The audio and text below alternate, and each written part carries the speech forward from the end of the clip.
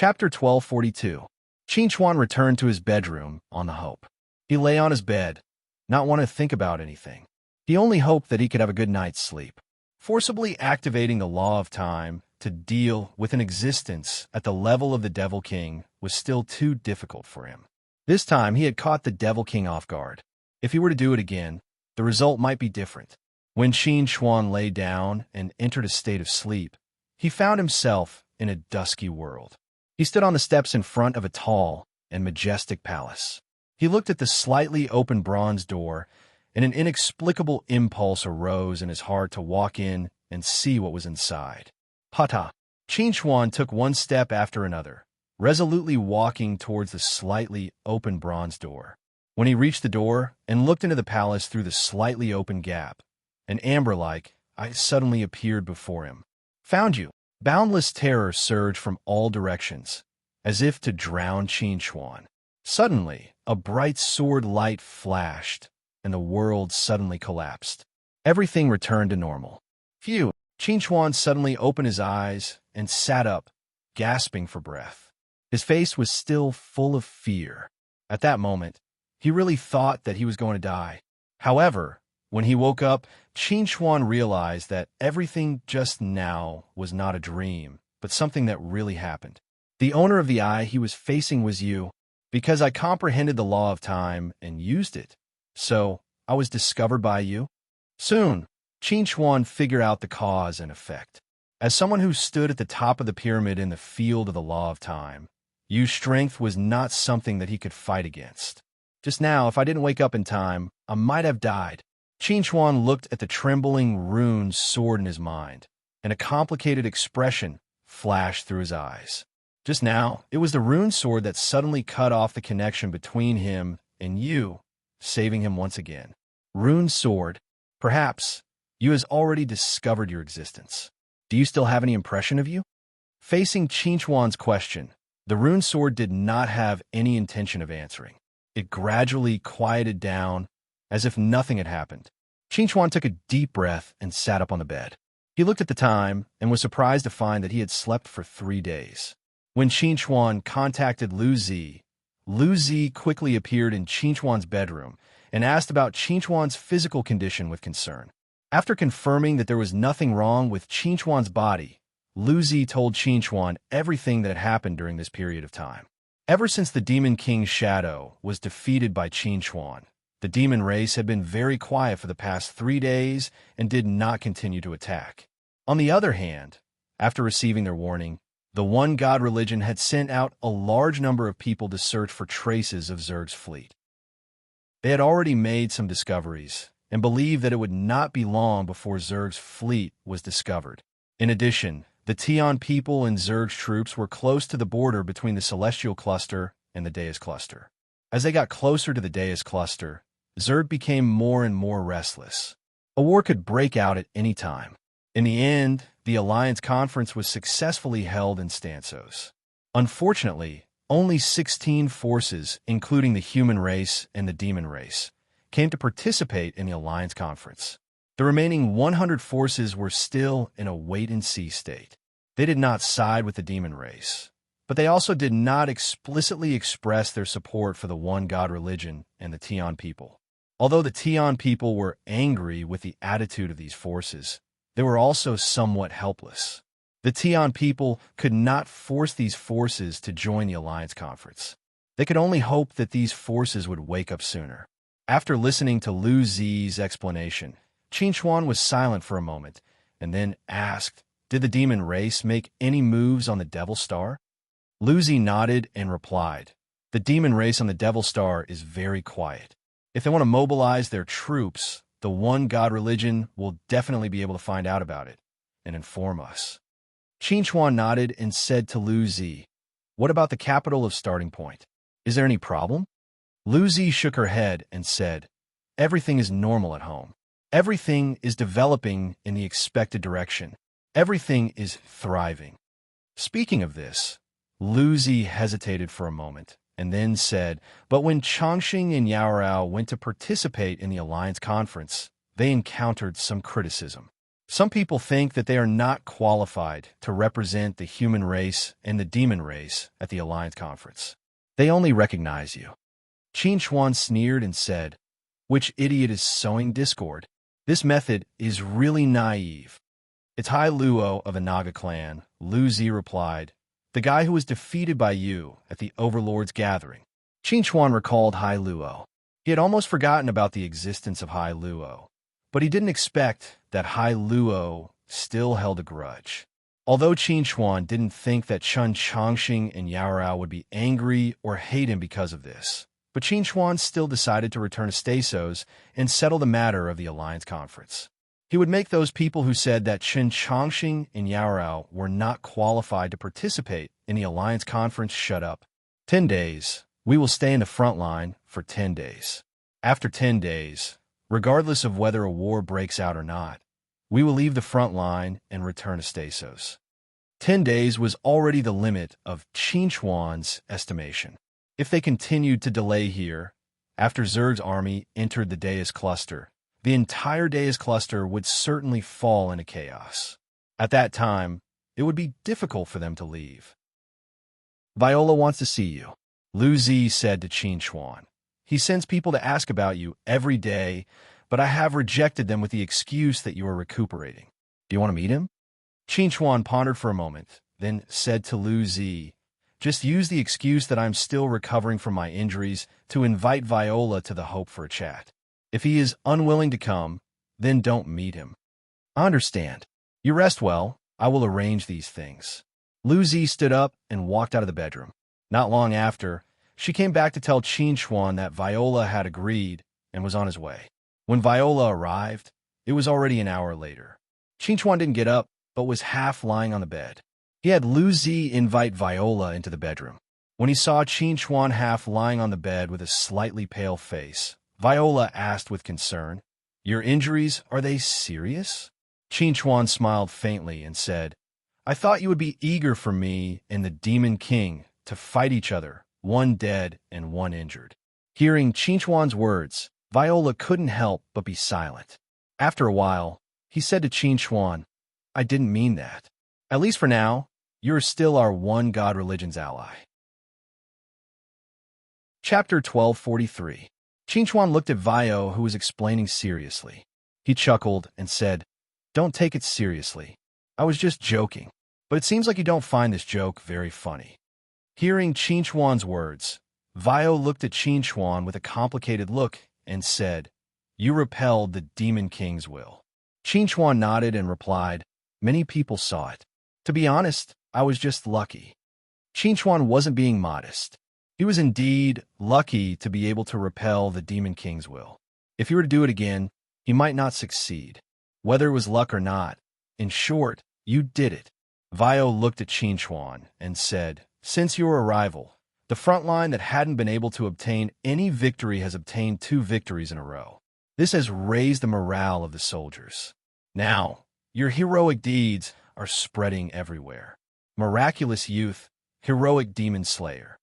Qin Chuan grinned and said, "In other people's eyes, I have always been good at creating miracles." Vio was silent for a moment and asked, "Are you going to leave the front line?" Qin Chuan looked at Vio and asked, "Is my performance so obvious? Can you stay?" Vio whispered, "The front line needs you. Everyone needs you." Qin Chuan looked at Vio with a subtle look and said, "Give me a reason to stay.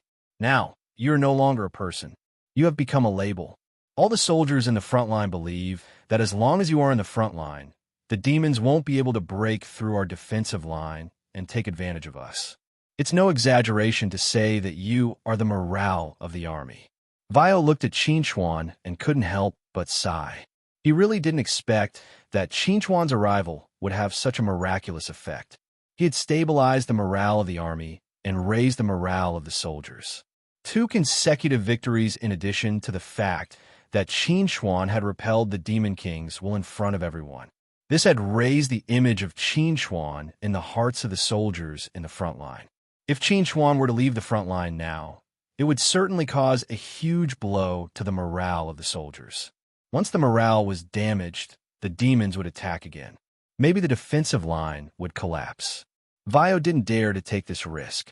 Therefore, he chose to take the initiative and earnestly asked Qin Chuan to stay in the front line. After hearing Vio's words, Qin Chuan was slightly stunned. He looked at Vio and said, "I feel that you are flattering me. Flattery is flattery." "No, I'm telling the truth. You can ask the people around you who you trust to inquire about it. Perhaps they already know about it." The demonses didn't know. In the past 3 days, the demons have assessed.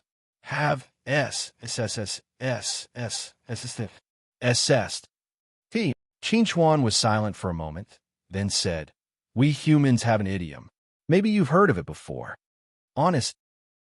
Hearing Qin Chuan's words, Vio's expression slightly changed, but he didn't say anything. Qin Chuan saw that Vio didn't reply, so he faintly smiled and said, "Maybe you're right. Mize. But I'm afraid that's not what you want to see. What you're really worried about is the incoming Zerg's army." Qin Chuan sat up straight. He looked at Vio with bright eyes and said, "Once Zerg's army enters the Deus cluster, they'll definitely join forces with the Zerg's fleet that's already infiltrated the Deus cluster. They'll create chaos within the Deus cluster and shake the people's morale. If news of this spreads to the front line, it'll definitely affect the morale of the front line. The Nephilim's army will be in a state of panic. The Nephilim's army will only need one attack to break through your defense line. So, you want me to stay and guard the front line for you? You want me to buy you enough time to quell the chaos brought by Zerg and maintain the rule of the one God religion, right?" Faced with Qin Chuan's aggressive questioning, Vio finally couldn't keep silent anymore. He said in a low voice, "Protecting the Deus cluster is also a good thing for you.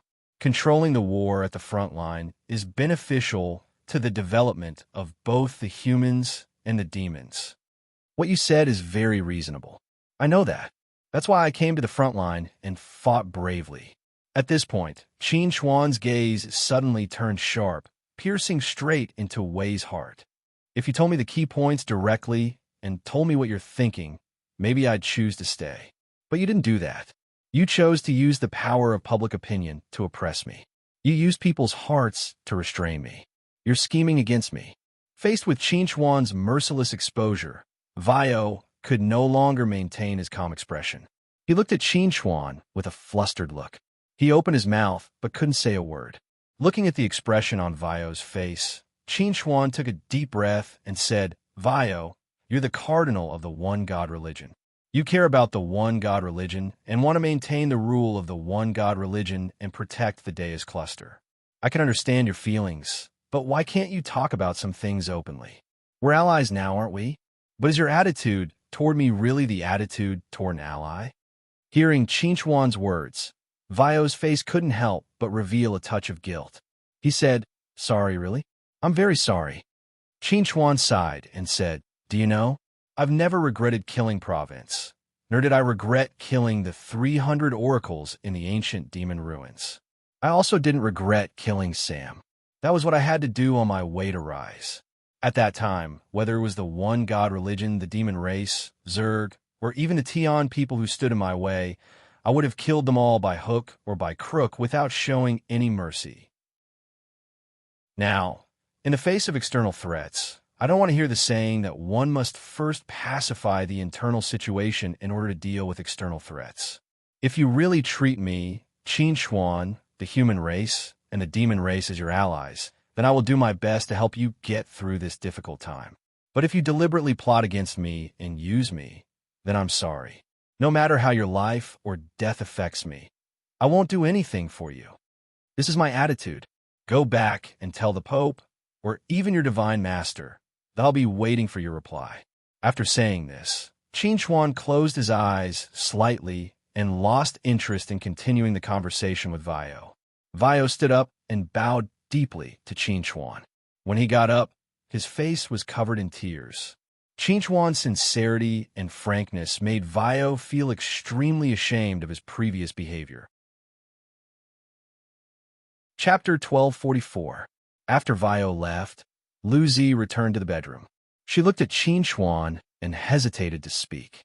Qin Chuan saw the hesitant look on Lu Zi's face and smiled. Do you think we shouldn't stay? Lu Zi pursed her lips and said, from the overall situation, we should stay and contribute to the resistance against the Nephilim race.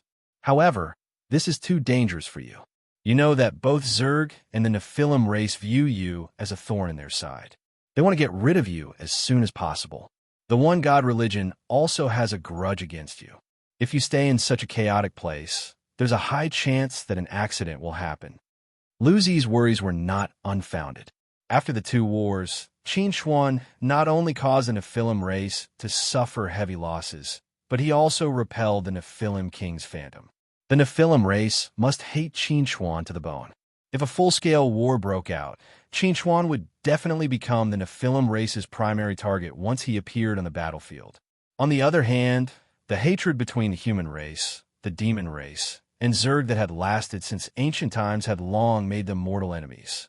After Zerg's troops invaded the Deus cluster, if they had the chance to encounter Qin Xuan, they would definitely not let him off easily. Finally, Qin Xuan's relationship with the one God religion was not good. If Qin Xuan was besieged by the enemy and needed help, the one God religion might not lend a helping hand. It would be good enough if they did not kick him when he was down. In summary, Lu Zi believed that Qin Xuan should leave the front line as soon as possible and return to Stansos. Even if he wanted to participate in the war, he should act with the more trustworthy Tian people. Participating in the war from the border of the deity planet was the best choice. He could fight with all his might while protecting himself as much as possible. Qin Xuan was well aware of Lu Zi's worries, but the current situation was very complicated. Little Z, you know my original plan. I wanted to stay for another 10 days before leaving. Qin Xuan sighed helplessly and said to Lu Zi, but if I leave, once the demons break through the front line of defense and join the chaotic battle within the Deus cluster prematurely, the situation will be very disadvantageous to us. But have you ever thought that as long as there's life, there's hope? Lu Zi frowned. You should be more selfish. I'm sorry. Qin Xuan looked at Lu Zi. If the answer from the one God religion satisfies me, I would like to stay. Lu Zi helplessly looked at Qin Xuan and said, all right, if you want to stay, then we'll stay. Don't tell us to leave first. I don't want to hear that. Upon hearing this, Qin Xuan looked at Lu Zi with touched eyes and said, thank you for supporting my decision at all times. In Qin Xuan's impression, ever since he met Lu Zi, whenever there was a difference of opinion between them, Lu Zi would always give in at the end, accommodate him, and support him, even if sometimes his decision did not seem right. Such firm trust and support really touched Qin Xuan. I can't help it. I'm your girlfriend after all. Lu Zi looked at Qin Xuan and smiled. All right, don't say anything emotional. I don't like it. Upon hearing this, Qin Xuan smiled and said, let's not talk about it now. After everything comes to a conclusion, we'll find a quiet place to live in seclusion. I'll tell you slowly for the rest of my life. That's so mushy. Lu Zi gave Qin Xuan a disdainful look, then got up and walked out of the bedroom. It could be seen that she was in a good mood. After Vio returned to the command center, he sent the text of the conversation between himself and Qin Xuan to Pope Saint Baudelo. After seeing the conversation between Vio and Qin Xuan, Saint Baudelo could not help but fall into a long silence. Today's Deus cluster seemed to have kept the Nephilim out and defended its rear base camp, but in fact, the current Deus cluster had become a sieve, leaking air everywhere. The infiltration of Zerg's fleet and even the infiltration of the Void Empire had made the interior of the Deus cluster extremely unstable. It was foreseeable that when Zerg's fleet arrived in the Deus cluster, a chaotic battle would break out within the Deus cluster. Saint Baudelo was very glad that at the beginning of the war, the Tian people had stood firmly on their side and provided a lot of help to the one God religion. Without the support of the Tian people, the one God religion alone might not have been able to hold on. Now, the one God religion had a new ally, and that was Qin Xuan. Saint Baudelo's feelings toward Qin Xuan were extremely complicated. On the one hand, Qin Xuan had killed many members of the church, and even the higher-ups of the church. They were enemies with Qin Xuan, even mortal enemies. But on the other hand, Chuan was the hero of the front line and the morale of the frontline troops. With Chuan, the morale of the frontline troops was high, and their combat effectiveness could be increased by at least 30%. This was beneficial for them to resist the invasion of the Nephilim race. It could be said that Chuan was a man that Saint Baudelaire both loved and hated. Now, Vio had placed a difficult problem in front of Saint Baudelaire. Saint Baudelaire could either firmly regard Chuan as an enemy, and then sit back and watch Chuan leave the front line, causing turmoil in the front line and creating convenience for the Nephilim race. Or, in order to resist the Nephilim race for a longer time at the front line, and for the stability of the Deus cluster, Saint Baudelaire could truly put down the hatred between him and Chuan and form an alliance with Chuan. Other than this, Saint Baudelaire had no better choice. Saint Baudelaire hesitated again and again, but in the end, he couldn't make a choice. He decided to tell the Lord of God about this matter and let the Lord of God make a decision. When Saint Baudelaire passed on this difficult choice to the Lord of God, he soon received a reply from the Lord of God. Consider the overall situation. A simple sentence, but it made Saint Baudelaire finally make up his mind to put down the hatred between him and Chuan. Vio returned and brought Chuan the reply of Pope Saint Baudelaire. In the video, Saint Baudelaire looked solemn and said to Chuan in a serious tone, Chuan, in order to jointly resist the Nephilim race, Zerg, and the great cause of the Void Empire, I, Saint Baudelaire, on behalf of the one God religion, formally form an alliance with you. From now on, everything in the past will be written off. The video was very brief, and it ended there. Saint Baudelaire didn't say anything particularly inciting, because there was no need. Everyone was not a child, and no one was easy to fool. Chuan smiled and said to Vio, if you don't mind, please send me a copy of this video. If you go back on your words in the future, I'll have evidence. Vio heard this and asked, you agree to stay? Of course. Chuan grinned. After all, we are now allies. Chapter 1245. Frontline. Devil Star. Seattle was sitting in the command center, looking at the intelligence from the great Devil Star cluster. His gloomy face finally showed a smile. Just yesterday, the military sent news that 2 billion reinforcements had arrived at a place only 3 days away from the front line. Once the war broke out, they could move and join the battlefield at any time. Now, everything was ready, except for the east wind. And the east wind they were waiting for would reach the Deus cluster in 7 days. Since the battle between Chuan and the Demon King's shadow, the front line had been quiet for nearly half a month.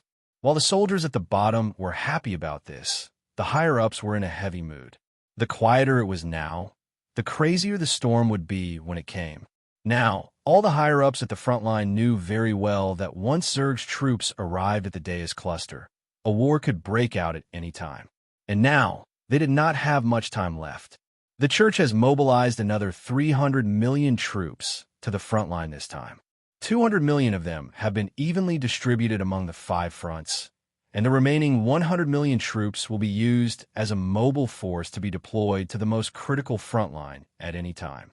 Vio looked at Chuan, who was sitting beside him, and sighed. He wanted to say something, but stopped.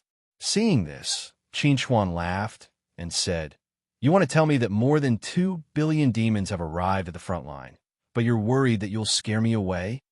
Vio did not expect Chuan to already know this information, but when he thought of the relationship between Chuan and the Tian people, he understood. The Tian people had no reason not to share such important information with Chuan. He smiled bitterly and shook his head, saying, you misunderstood. I just don't know how to tell you this sad news. The demon race warriors were brave and good at fighting. They could fight 1 against 2 or even 3. The 2 billion troops were comparable to the 3 billion troops of the One God sect, or even more. However, when they faced the 2 billion troops of the demon race, the total number of troops they could mobilize was less than 600 million, including some reinforcement from the divine race. Compared to the demon race, the difference in strength was too great. However, This was not because the One God sect did not want to mobilize more troops to the front line, but because they needed to use more troops to clean up their internal affairs. Qingchuan looked at Vio curiously and asked, "How many Zerg fleets has Gale destroyed?" Vio replied, "Only 2. These Zerg fleets have already discovered their tracks and are hiding very well. Zhala has already done his best." Qingchuan nodded and said, "Destroying one more Zerg fleet is a good thing. There's another piece of good news that I believe you already know." Vio said to Qingchuan, "In the past 2 months, the Tian people have gathered another 200 million troops. These 200 million troops will enter the Deus cluster together with Zerg's troops. At that time, if Zerg's troops want to take action, the Tian people will be able to resist them and wait for reinforcements to arrive before wiping out Zerg's troops in one go." Qingchuan frowned slightly and said, "I think you guys are oversimplifying things. Since Zerg can watch the Tian people gather 200 million troops one after another, it's impossible for them not to take any precautions." Speaking of this, Qingchuan suddenly asked, "How many days will it take for Zerg's troops to arrive at the Deus cluster? Where will they enter the Deus cluster?" Hearing Qingchuan's question, Vio replied, "They are still 5 days away from the Deus cluster. They will enter the Deus cluster from the border of the celestial planet." Hearing that, Qingchuan became silent. After a long while, he suddenly raised his head and looked at Vio and said in a deep voice, "I suspect that the insectoids will make their move in advance. Those insectoid fleets that have yet to be found and have already snuck in might have already gathered near Heavenly God Planet, preparing to surround and kill the Heaven Race's troops." Hearing Qingchuan's words, Vio was shocked and said, "Are you sure?" Qingchuan pursed his lips and said, "I'm not sure, but we have to tell the Tian people not to let their guard down just because they haven't reached the Deus cluster yet."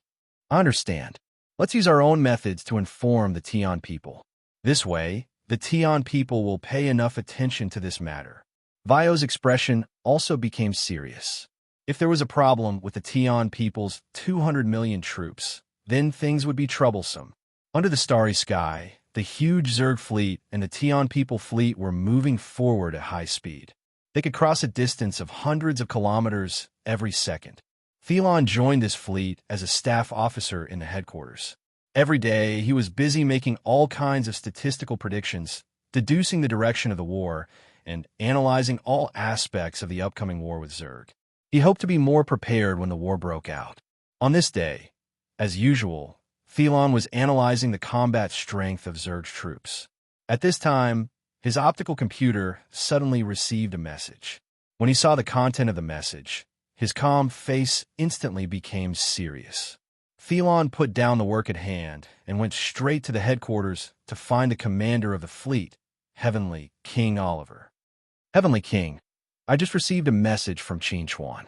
He warned us to be careful of Zerg's troops. Zerg's troops are very likely to launch an attack on us in the near future. Moreover, the Zerg fleet that sneaked into the Deus cluster may have already gathered at the border of Celestial Planet. They are preparing to kill us together with this Zerg's troops." Oliver, who was sitting on a chair, heard Thelon's words and said with an indifferent expression, "I also received a reminder from the One God religion just now. The content is the same as what you said. It seems that this matter is most likely true." Thelon immediately said, "In that case, why don't we make the first move?" Oliver shook his head and said, "The alliance has not been established yet. If we make a move against Zerg now, we will be on the passive side in terms of public opinion. We will be suspected and condemned by various forces, so we can only make the first move against Zerg." Hearing Oliver's words, Thelon could not help but frown. He clearly knew that Zerg was up to no good, but he could not make the first move. This feeling was really too sullen. "I know what you are thinking, but since we have chosen to stand on the side of justice, we have a good reason to act. We have to establish the alliance and lead the alliance. There are some prices that we must pay." Oliver looked at Thelon and said, "You have to understand that the side of justice will always be restrained from all sides. We can never act recklessly. Otherwise, we will be no different from the Nephilim race." Thelon heard this and said in a deep voice, "I know, but Oliver smiled and said, "Don't worry. With me here, there won't be any problems." Chapter 1246. Year 14. 59 million of a universe calendar. On a sunny September day, Zerg's forces suddenly launched an attack on the Tion people's forces in the celestial cluster's Io star cloud. The flames of war were everywhere in the Io star cloud. What Qin Chuan had predicted really happened. With Qin Chuan's reminder, the Tion people were fully prepared. They immediately fended off the ferocious attacks from Zerg's forces. However, no matter how much they thought about it, Qin Chuan and the Tion clan did not expect that there would be a supreme existence in the crossing calamity stage accompanying them. When the White Army's highest commander, Guru, appeared on the battlefield, the situation instantly became one-sided. The Tion people were utterly defeated. 3 days later, the Tion people were completely defeated. Less than 10% of their 200 million troops were left. Heavenly King Oliver had fallen. The entire world was shocked. Celestial Cluster, Stansos. The 9 elders of the Elder Council were gathered. Everyone's countenance was extremely gloomy and grim. In order to be safe, they had ordered Heavenly King Oliver to accompany the army. However, they had not expected that this decision would cause Heavenly King Oliver to die. "There's a serious error in our intelligence mission," the 9th elder said in a deep voice. "Firstly, we didn't discover that Guru was hiding among Zerg's forces. Secondly, when did Guru advance to the tribulation stage?" No one could answer the 9th elder's question. If they knew the answer to this question, they wouldn't have been in such a terrible state. Heavenly King Oliver had always been the spokesperson of the Tion people. Now that Heavenly King Oliver had fallen, the impact on the Tion people came from all aspects and was extremely huge. Right now, we should think about how we should deal with the problem before us. The 7th elder sighed. Under Guru's lead, Zerg's forces have swept through the Io star cloud and are now pouncing toward the Deus cluster. Right now, the Deus cluster is in imminent danger. The demon race and Zerg's goal was very clear. They wanted to race against time and take down the Deus cluster as quickly as possible. After the Deus cluster fell, they would turn around and attack the celestial cluster. Without the Deus cluster's support, the celestial cluster would not be able to survive alone. Just as the elders were sighing, someone suddenly came over and brought the elders a piece of news. The Naga, the Storm race, the Fire Spirit race, and a few other races have requested an audience with the 9th elder. They wish to renegotiate the Alliance army. Hearing Sharmilla's words, the 9th elder immediately became furious. He said, "They still have the face to take the initiative to come here?" At that time, when I asked them to join the Alliance army, what did they say? All of them wanted to wait and see. All of them were hesitating. Now that they have seen Zerg destroy our 200 million Tion people's army and Heavenly King Oliver fall, they are finally afraid. They want to join the Alliance army. Seeing the anger on the 9th elder's face, the person who came sighed helplessly and said, "But no matter what, we must borrow their strength to form the Alliance army." "I know."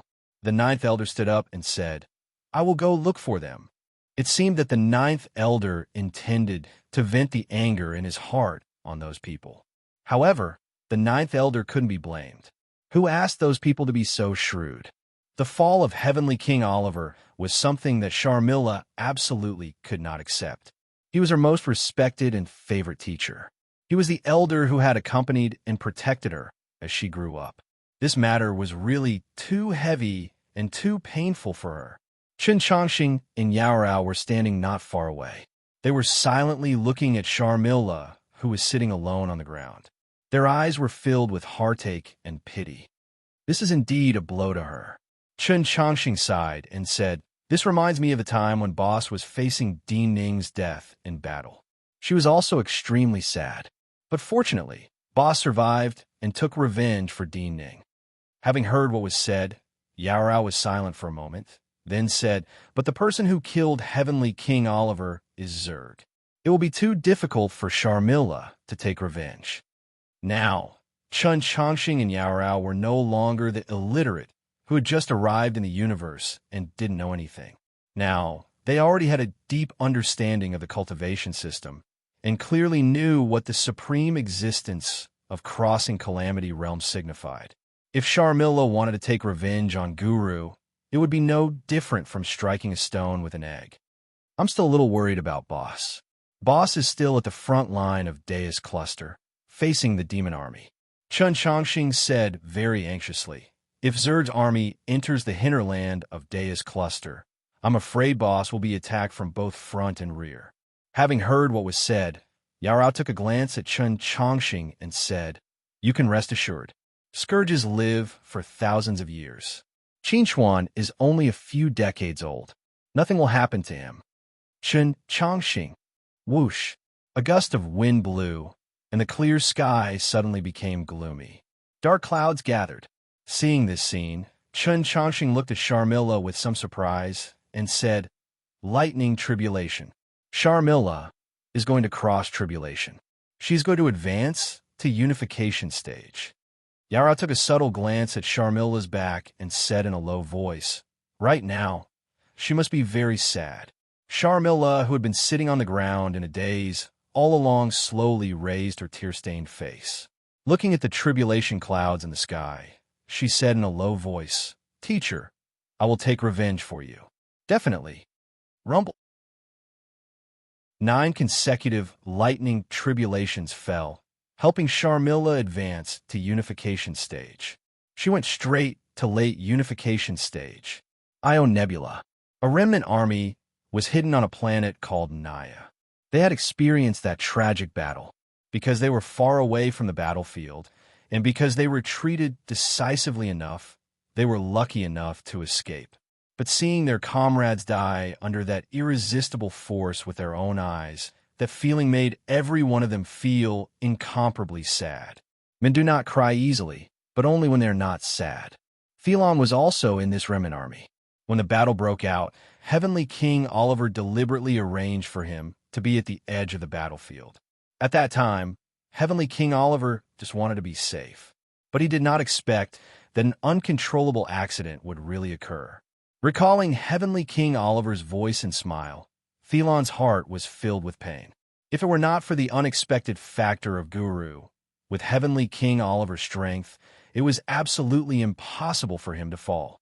With Heavenly King Oliver, they could have easily resisted the attack of Zerg's army. But it was too late to say this now. Go back. Let's go back to Stansos, regroup, and kill our way back.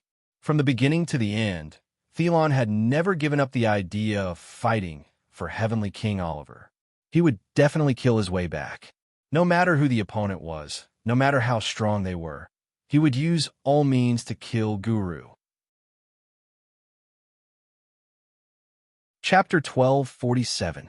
When the news of Heavenly King Oliver's death and the 200 million Tian people's army almost annihilated reached the front line of the Dea's cluster, Vio almost went crazy. Zerg actually hid a supreme existence at the tribulation stage. This news was absolutely a bolt from the blue for them. When Vio wanted to contact Pope Baudelo because of this, he found that Baudelo had lost contact, and the person he contacted was Jialu. The Pope is doing something very important and can't be disturbed by anyone. We need to make our own decisions during this period of time. Hearing Jia Li's words, Vio was shocked. He quickly asked, what is the Pope doing? Jia Lu was silent for a moment before replying. The Divine Master summoned the Pope. The Divine Master wants to help the Pope advance to the tribulation stage. Hearing this, Viao's face immediately revealed a pleasantly surprised expression. This news was definitely good news for them. Before you succeed, don't reveal this news to anyone. I'm telling you this mainly to calm you down. Jialu said to Vio, I'm worried that if the news leaks out, it will speed up the operation of Zerg and the demons. This is very disadvantageous for us. What we lack most now is time. I know what to do. Vio's tone was very serious. I will do my best to guard the front line and buy enough time for the Pope to advance. Vio had just finished his conversation with Jia Lu when Qinchuan came to visit. Vio looked at Qinchuan's cold expression and thought of the good news he had just heard. He hesitated for a moment and didn't share it with Qinchuan in the end. Qinchuan didn't notice the change in Vio's expression. He asked Vio, directly. Is the divine master the only one in the tribulation stage in the one God religion? Vio was shocked when he heard Qinchuan's question. Could it be that Qinchuan had heard some news? However, judging from Qinchuan's behavior, it shouldn't be the case. It seemed that Qinchuan was only asking this out of curiosity. Qinchuan, are you asking me this because of Guru? Vio looked at Qinchuan and sighed. To be honest, the news of Guru advancing to the tribulation stage is also very shocking to me. We didn't receive any news before this. Qinchuan frowned slightly and asked, is it very difficult to advance from the unification stage to the tribulation stage? Vio said with a bitter expression, if it was a simple matter, we wouldn't have waited so many years in the unification stage. If a cultivator wanted to advance from the form synthesis stage to the crossing calamity stage, the most important thing was to cross the calamity.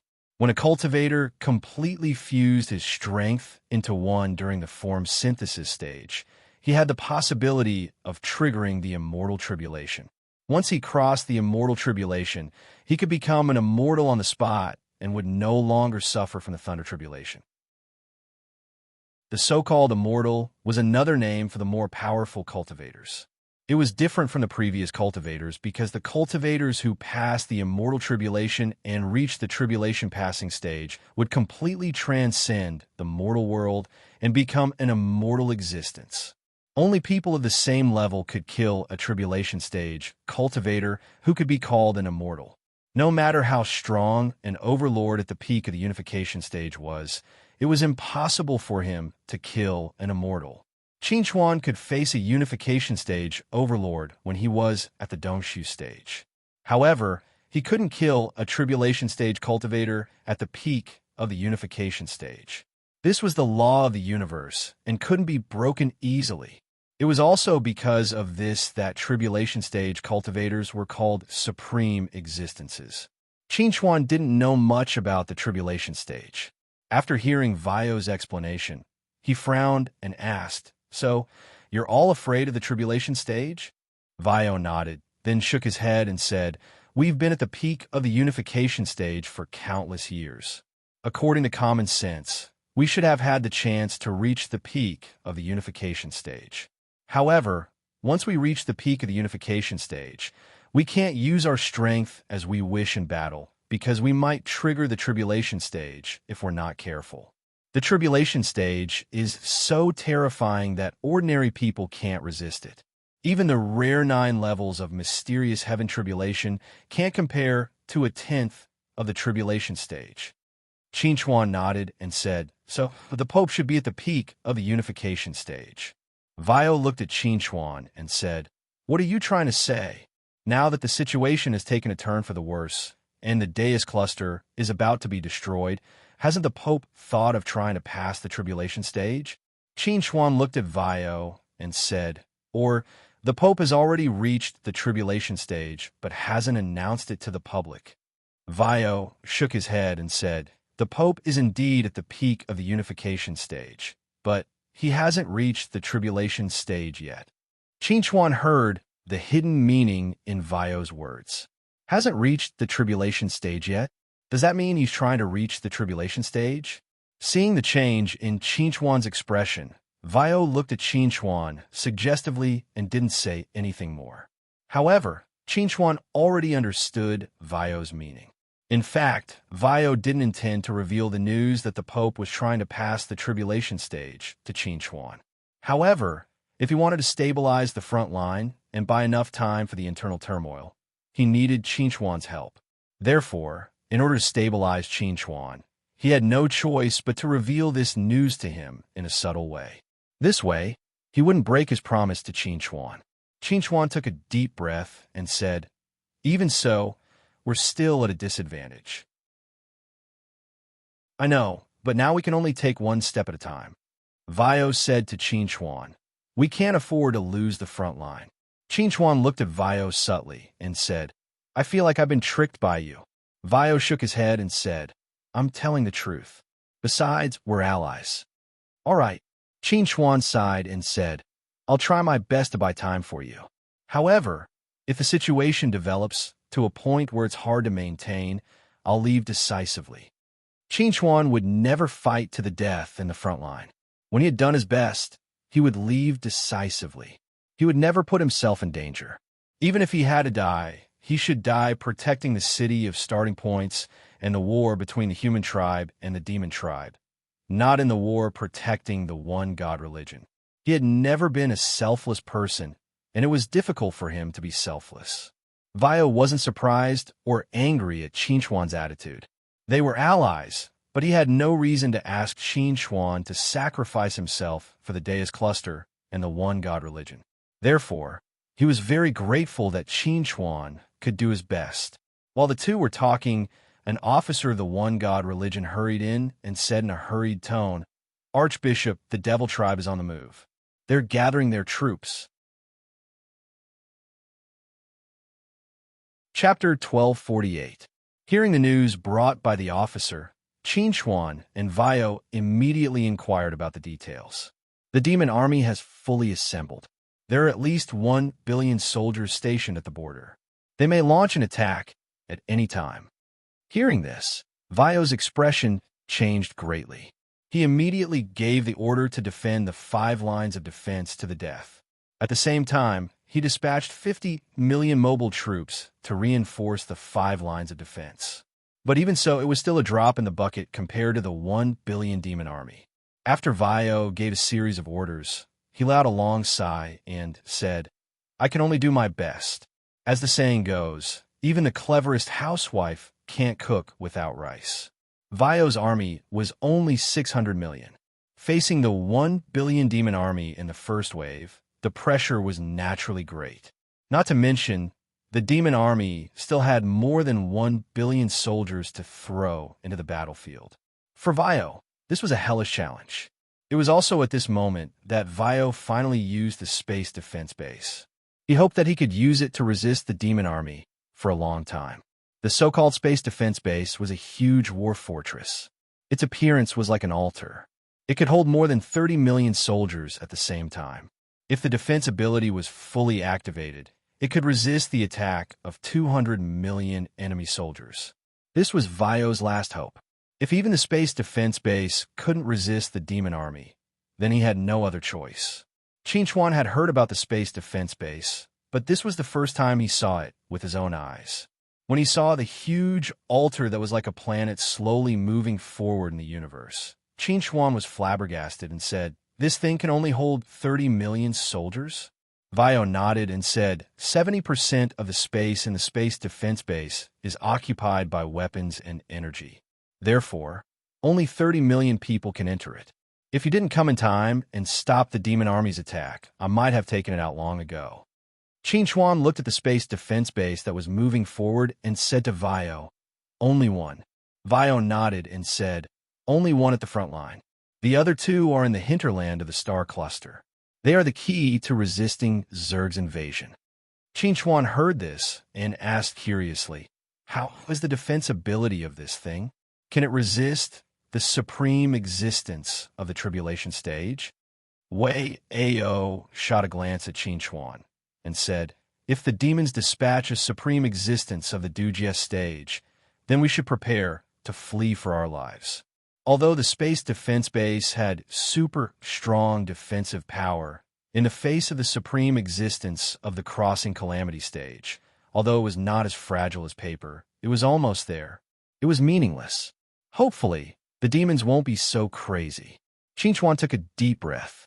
Just as he was about to speak, he suddenly heard the sound of cannon fire in the distance. The demon race's attack had begun. At the front line, on the main ship of the demon race, Xiao frowned as he looked at the huge altar that was slowly moving towards the front line. He asked, "What is that?" The adjutant replied, "That's the one God sect space defense base. It's their trump card." Xiao nodded in understanding and said, "So this is the sky defense base. It looks like a huge tortoise shell. Do you have the confidence to break it?" The adjutant hesitated for a moment and said, "To break through this space defense base, we will need at least 300 million soldiers, and we will have to sacrifice a lot." Xiao glanced at the adjutant and said, "In that case, Let's bypass this tortoise shell for the time being and attack in other directions. We will deal with this tortoise shell at the end.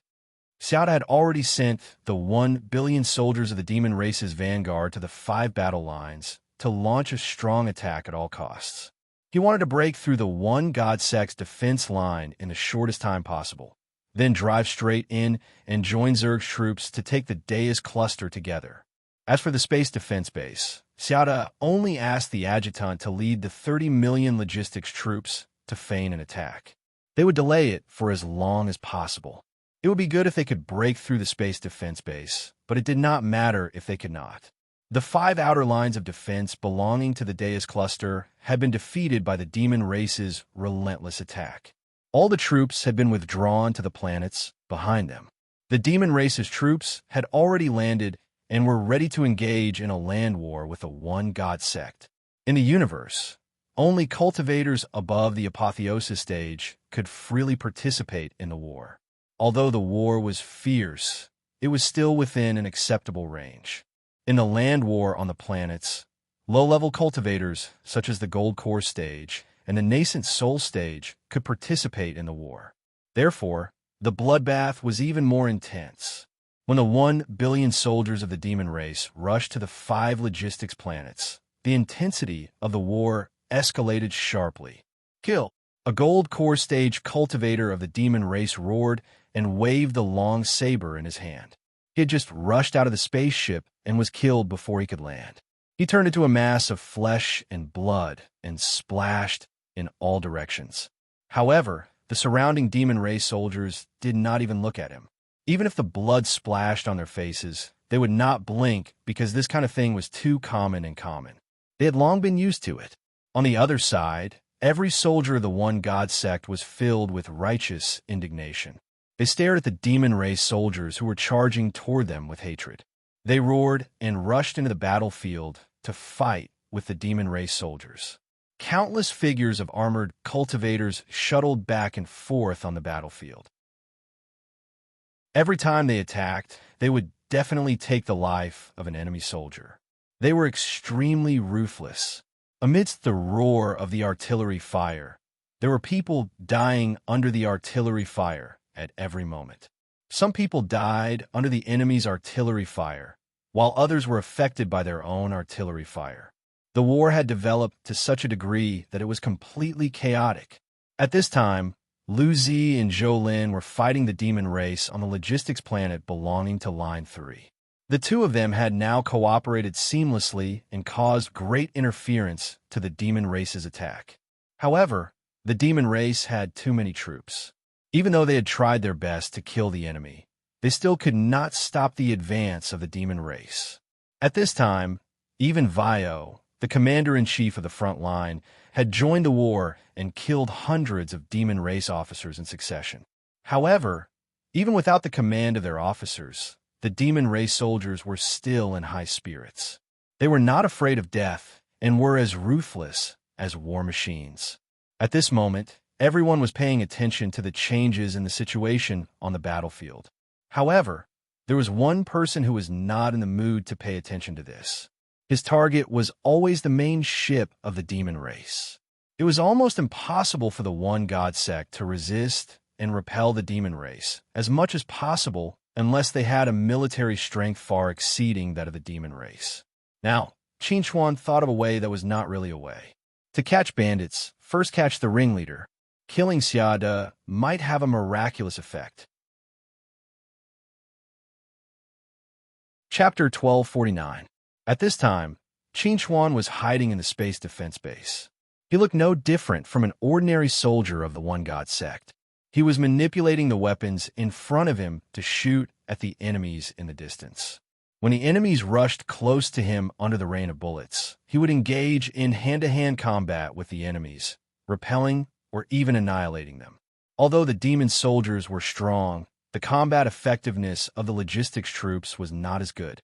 They were no match for the 30 million elites of the One God sect in the space defense base. However, because the command center did not require them to fight, the logistics troops did not attack very firmly and aggressively. When they encountered resistance, they would give up after a symbolic attack, as if it was child's play. Compared with the fierce wars on the other 5 logistics planets of the One God sect, the war on the space defense base was indeed too easy and simple. Soon, as the commander of the space defense base, High Priest Sulu, discovered this situation. They originally hoped that the powerful defense of the space defense base could delay the demon troops as much as possible. However, the demon troops were using the logistics troops, which had the weakest combat effectiveness, to deal with them perfunctorily. This was the opposite of their plan. No, we must find a way to attract the attention of the demon troops. Sulu clenched his teeth and made a bold decision. He wanted to approach the demon main ship and force the demon troops to dispatch more troops to stop them. It had to be said that Sulu's decision was correct. When the space defense base slowly moved in the direction of the demon main ship, the demon troops immediately responded. The main ship, which acted as the command center, slowly retreated, while the personal guard fleet moved forward to meet the space defense base, preventing it from moving forward. Faced with the attack of 20 million soldiers and 2,000 battleships, the most elite personal guard fleet of the demon troops, the space defense base finally felt a trace of pressure. However, this was completely different from what Sulu had expected. His original intention was that the demon troops could withdraw troops from the frontline battlefield to defend themselves, instead of sending new troops to join the war. However, there was one person who was very satisfied with this situation and even felt a little surprised. This person was Qin Chuan. Previously, Qin Chuan had been observing the situation of the demon main ship. At that time, the demon main ship was under the protection of many personal guard fleets, so it was very difficult for him to charge in alone. Even he did not dare to bear the bombardment of artillery fire. However, it was different now. The demon main ship took the initiative to leave the protection of the personal guard fleet, and the personal guard fleet was fighting with the space defense base at this time, so they had no time to take care of the main ship. This was a great opportunity for Qin Chuan. Thinking of this, Qin Chuan no longer delayed and immediately took action. He left the control panel, crossed thousands of miles with the space travel skill, and appeared on the right side of the battlefield. He kept a straight line distance from the demon main ship and used the space travel skill consecutively to shorten the distance between him and the demon main ship in an instant. Just as Qin Chuan rapidly approached the demon main ship with the space travel skill, the demon main ship also discovered Qin Chuan's trace at the same time. At this time, Qin Chuan's aura was restrained and he was wearing the standard combat uniform of the One God sect, so he was not recognized by the demon main ship. However, the space travel skill had already made the demon main ship realize that he was at least an overlord-level expert. General, an unknown person is rapidly approaching the main ship. He is expected to arrive in 2 minutes. In the command center, after detecting Qin Chuan's whereabouts, the staff immediately reported the situation to Xiada and presented the image of Qin Chuan moving forward to Xiada. After seeing this scene, Xiada faintly said to the 2 guards beside him, "You 2 go and stop him." Yes, the 2 guards standing beside Xiada, whose strength had reached the late stage of the combination realm, answered loudly. They turned around and left the command center, ready to go and stop Qin Chuan. When the 2 guards left the main ship and flew toward Qin Chuan, who was not far away, Qin Chuan also noticed their movements and knew that he had been exposed. However, he was not in a hurry, as if nothing had happened. When the 2 guards were less than 100 miles away from Qin Chuan and were about to launch an attack to stop Qin Chuan's space travel skill suddenly crossed thousands of miles and directly appeared above the command center of the demon main ship. The reason why Qin Chuan only traveled 1,000 miles each time before was just to deliberately confuse the enemy. With Qin Chuan's current attainments in the law of space, he could see anywhere in the blink of an eye. The moment Qin Chuan disappeared in front of them, the command center of the demon main ship immediately activated the emergency plan and began to search for Qin Chuan. At the same time, a powerful sword light pierced through the defense array of the demon main ship and stabbed into the command center of the demon main ship. Clang! With a crisp and violent collision sound, Xiada slowly stood up. He looked up at the sword light that he had blocked with his iron fist and couldn't help but reveal a cold look on his face. You want to kill me? How naive. Is that so? Extremely abruptly, a cold voice sounded behind Xiada. Xiada activated the defensive mechanism of his battle armor almost without hesitation. However, all of this was useless against Qin Chuan. Space slash. Qin Chuan let out a low roar and waved his hands. With Xiada's waist as the center, a disc-shaped spatial crack suddenly appeared and silently cut Xiada's waist in half. This is impossible. Xiada's eyes almost popped out of their sockets. Qin Chuan sneered. Nothing was impossible in this universe. At such a close distance, Xiada had no chance to dodge his space slash. Moreover, if Qin Chuan did not have the confidence to kill Xiada in one blow, he would not have formulated the decapitation plan. After the space slash completely obliterated Xiada's vitality, Qin Chuan raised his hand and punched out, directly blowing up the demon main ship. At the same time, he returned to the battlefield using the space travel technique. The demon commander Xiada is dead. The command center of the demon main ship has been destroyed. When Qin Chuan's loud shout resounded throughout the battlefield, all the demon soldiers were shocked and subconsciously turned their heads to look at the main ship in the distance. However, all they could see was the wreckage that was still exploding. The main ship had exploded. The command center was gone. The commander was also gone.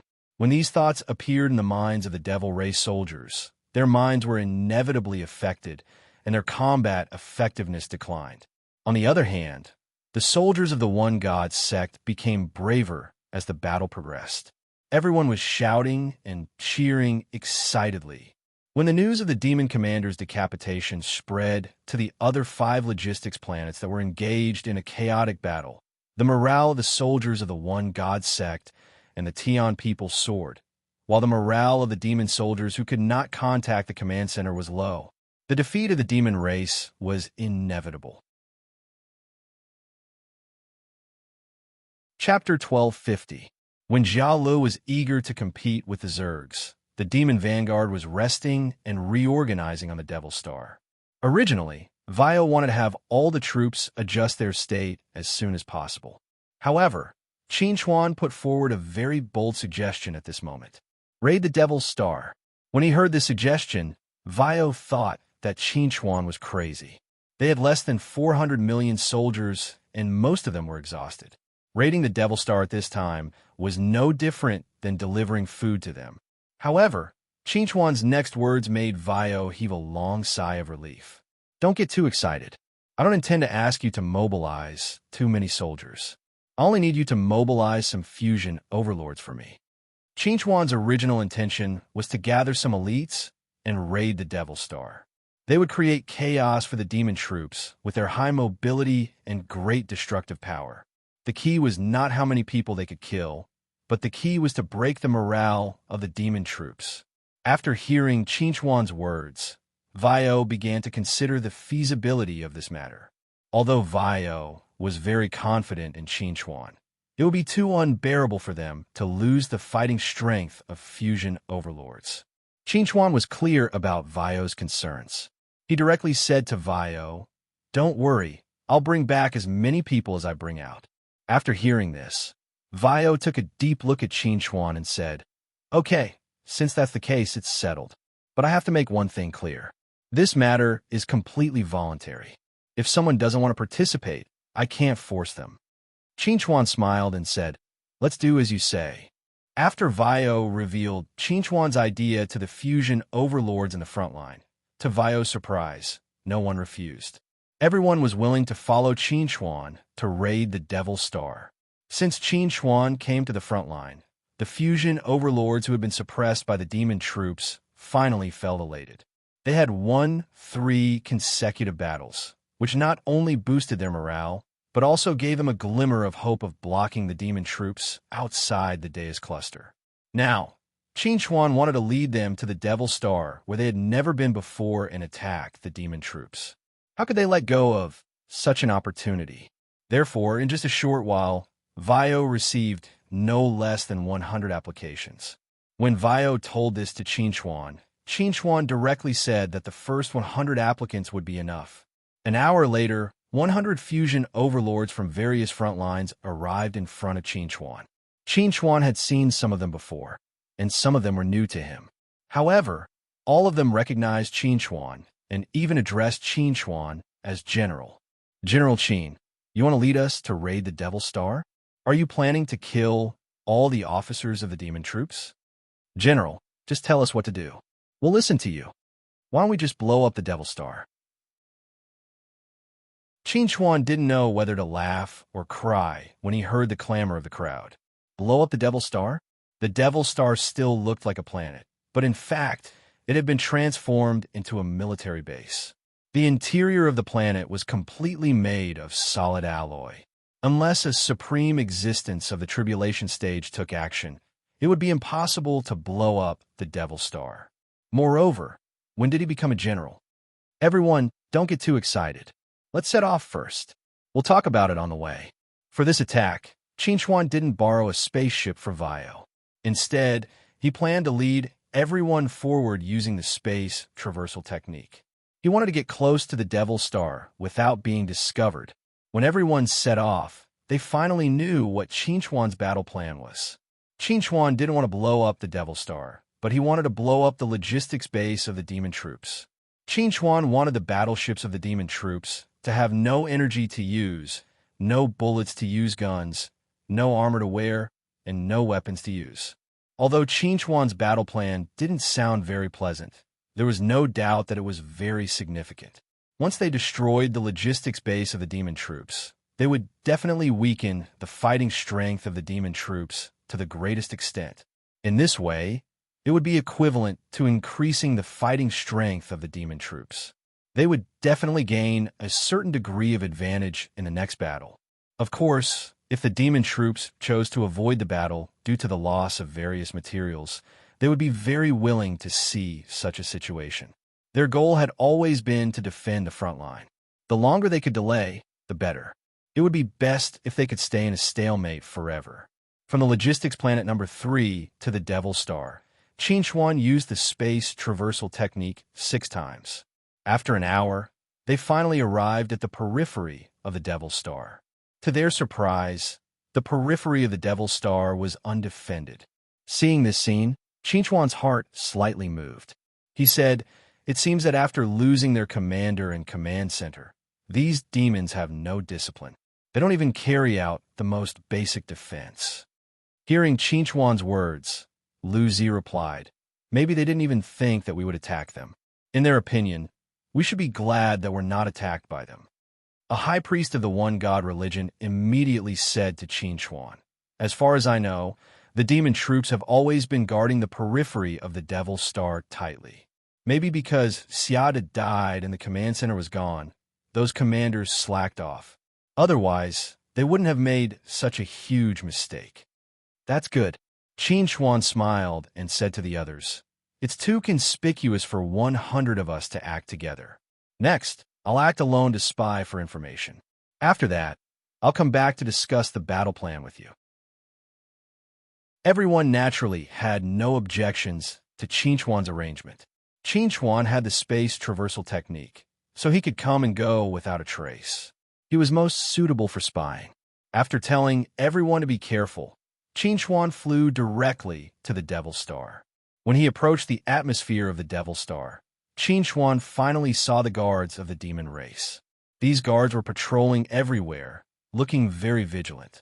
Qin Chuan carefully bypassed the patrolling troops and entered the interior of the Devil Star.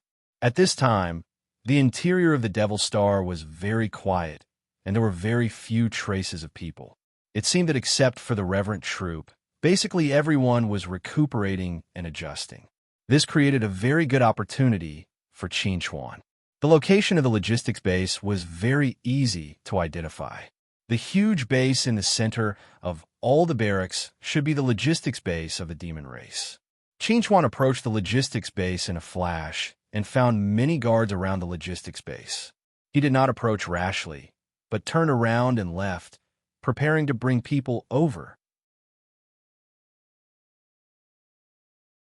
Chapter 1252. At this moment, the commanders of the 5 demon armies were gathered in the conference room. They were discussing what they should do before Prince Fro arrived at the front line. Let's not talk about anything else. Let's first decide whose army will be responsible for the defense. A demon commander wearing a black iron mask said in a low voice. He proposed to solve the problem of defense first. In the past, Xiada would randomly select a unit to solve the problem of defense. Now that Xiada was gone, no one would randomly select a unit to solve the problem. I propose to follow the old rules and draw lots. A demon commander with a sinister and ugly face said indifferently, "This is the fairest. Hee, if you want to draw lots, you could draw lots.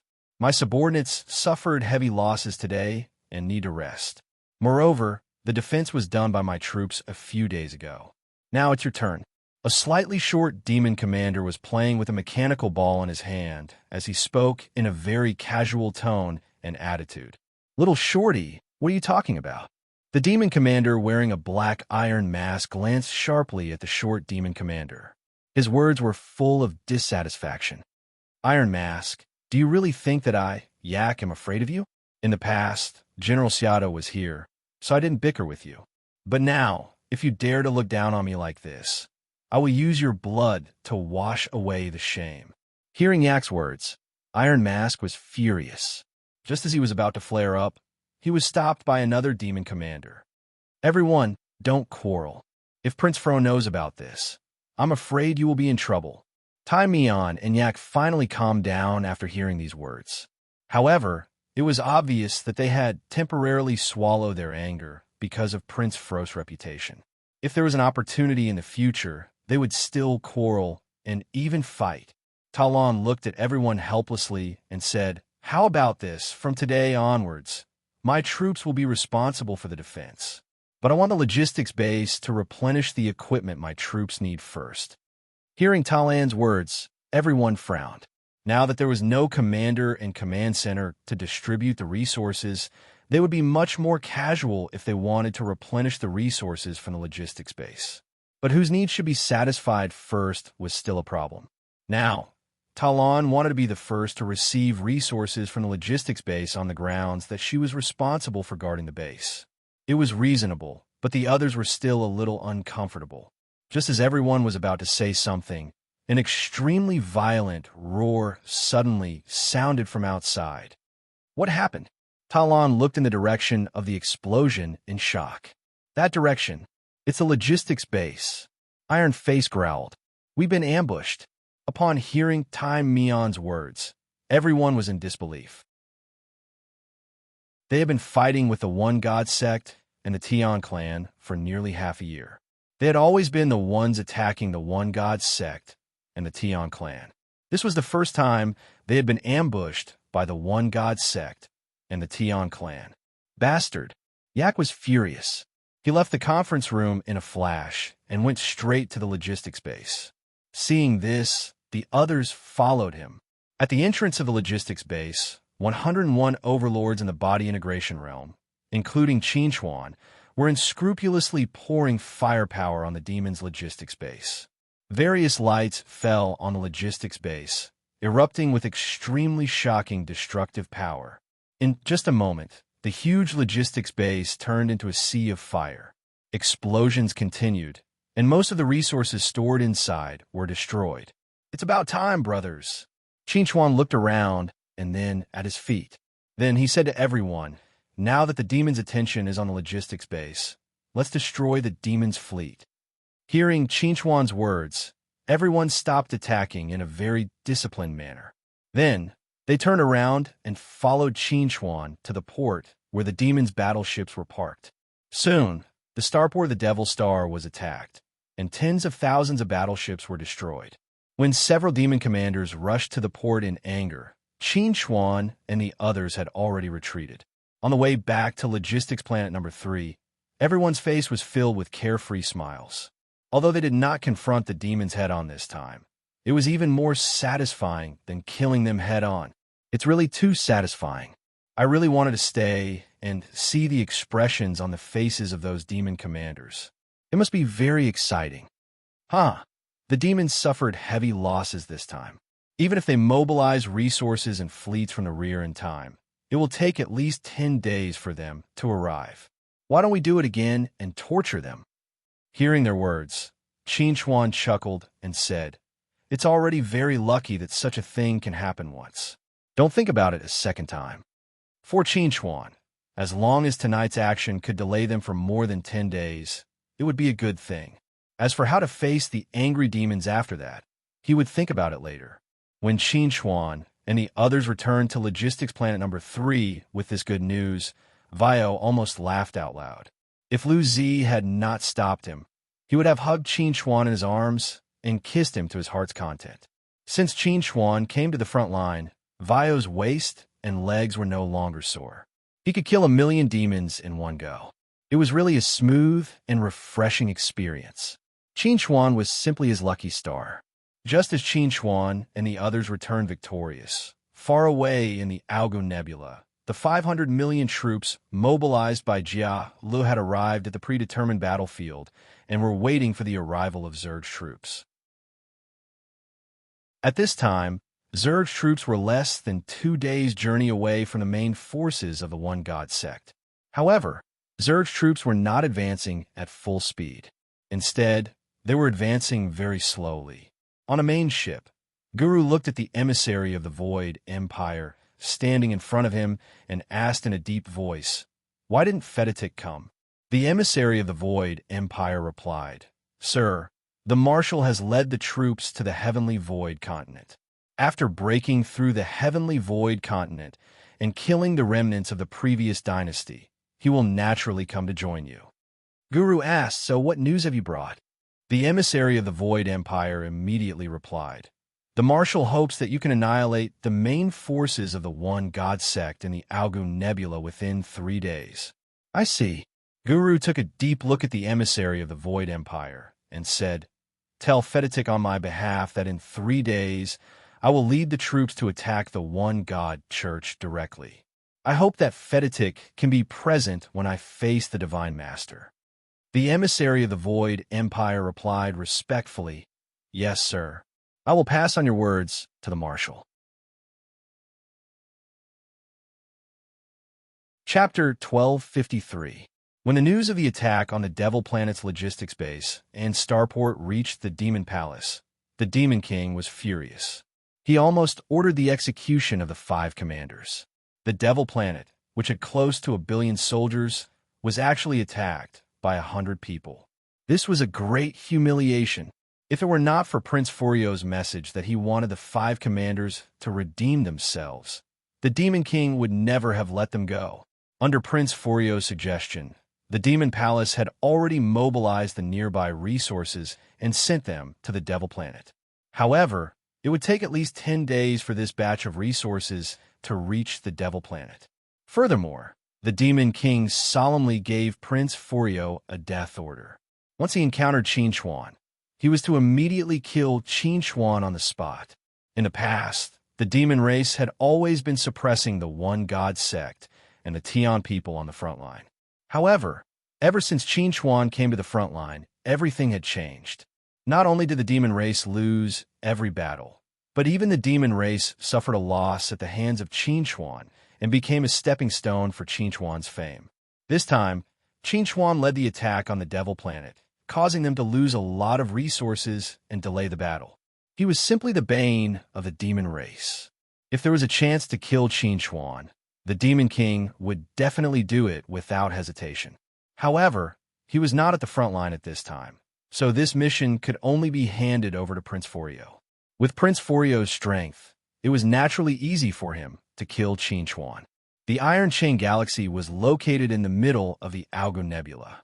Because the planets in the galaxy were all connected in a straight line, it was named the Iron Chain Galaxy. Jolly's planned battlefield was here. He wanted to use the 14 planets in the Iron Chain Galaxy to stop Zerg's troops. At this time, the residents of the Deus Cluster in the Iron Chain Galaxy had been evacuated. Most of the One God sect's 500 million soldiers had already settled in these 14 planets and were waiting for the arrival of Zerg's troops.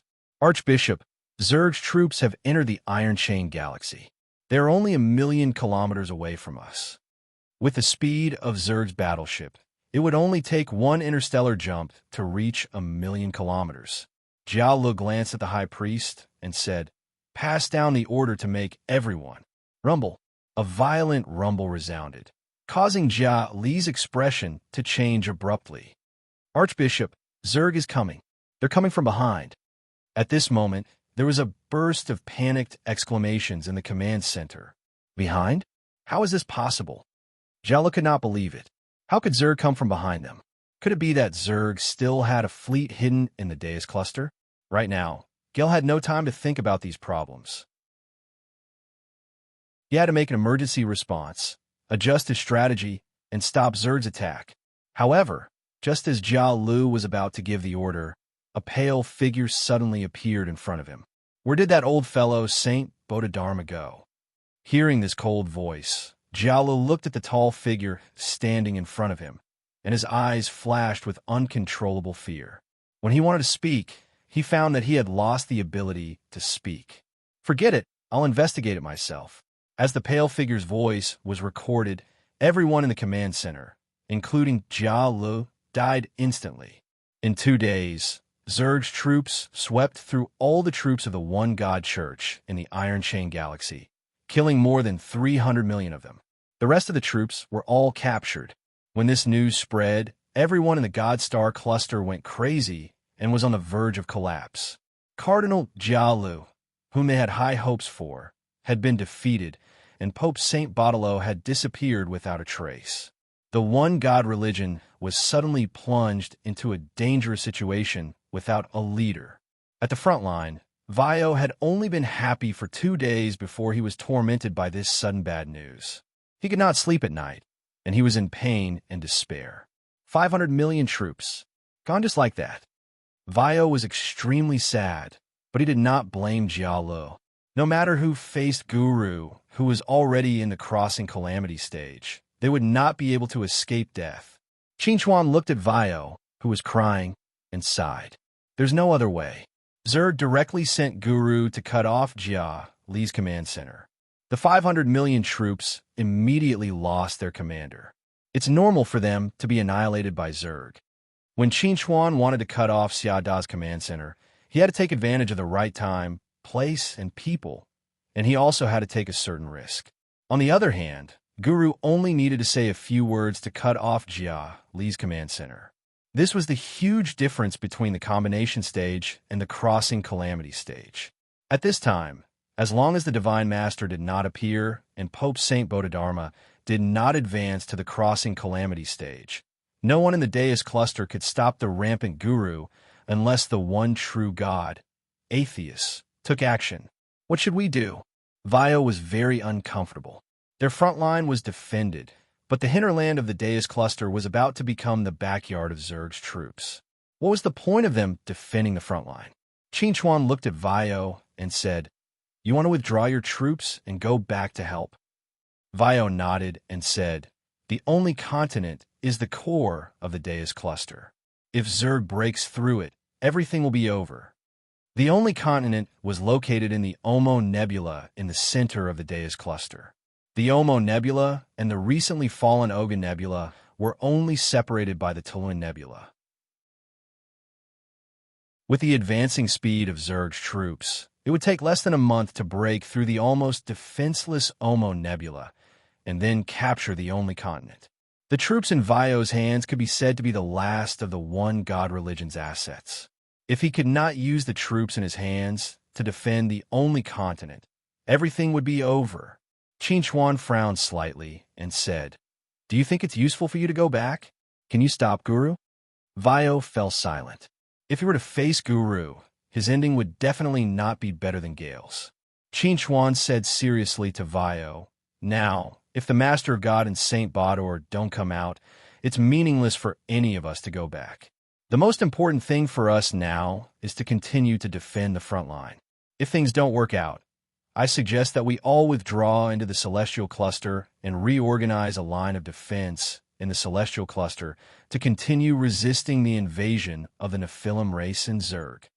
Vio's eyes widened when he heard Qingchuan's words. He said, You want to abandon the entire Deus cluster? Qin Chuan took a deep look at Vio and asked, "Do you think we can still defend the Deus cluster by relying on the few of us?" Vio fell silent again. Just as Qin Chuan said, if the Master of God and Pope St. Baudor don't come out, they would not be able to defend the Deus cluster against Guru. If we live, we live. If we lose, we lose. Qin Chuan pursed his lips and said, "As long as we still have people, we will have a chance to take back everything. Once everyone dies, everything will be over." Chapter 1254. The One God sect had once again lost a red-cloaked archbishop and lost 500 million troops. This had a great impact on all the forces. Everyone was shocked by the strength of the Zerg and lamented the rough fate of the One God sect. However, they could not help but grieve for the loss of their kind. At this time, the 300 million soldiers that the Tian people were preparing to march into the Deus cluster had no choice but to stop in Io Nebula. They started to organize their defense line and prepare to resist the invasion of Zerg and the Nephilim race. As for the matter of rescuing the Deus cluster, they had already given up. The various forces were joining the Allied army. The speed at which they mobilized their forces was not slow to begin with. At this time, the One God religion's misfortune was like a whip that struck them hard. They had no choice but to grit their teeth and increase the speed at which they mobilized their forces. In less than 10 days, the various forces quickly gathered a force of more than 1 billion soldiers and rushed to Io Nebula to help the Tian people consolidate their defense line. At this time, in addition to the troops that the Tian people had mobilized from all over the world, the total strength of the Allied army in Io Nebula had exceeded 2 billion soldiers. At this time, the various forces were still trying their best to mobilize their forces to Io Nebula. Obviously, all the forces in the Allied army wanted to have a decisive battle with the Nephilim race and Zerg in Io Nebula. If they won, everyone would be happy. If they lost, they could only wait for death. Just as the various forces were making their moves, Prince Forio of the Nephilim race finally arrived at the Devil Planet.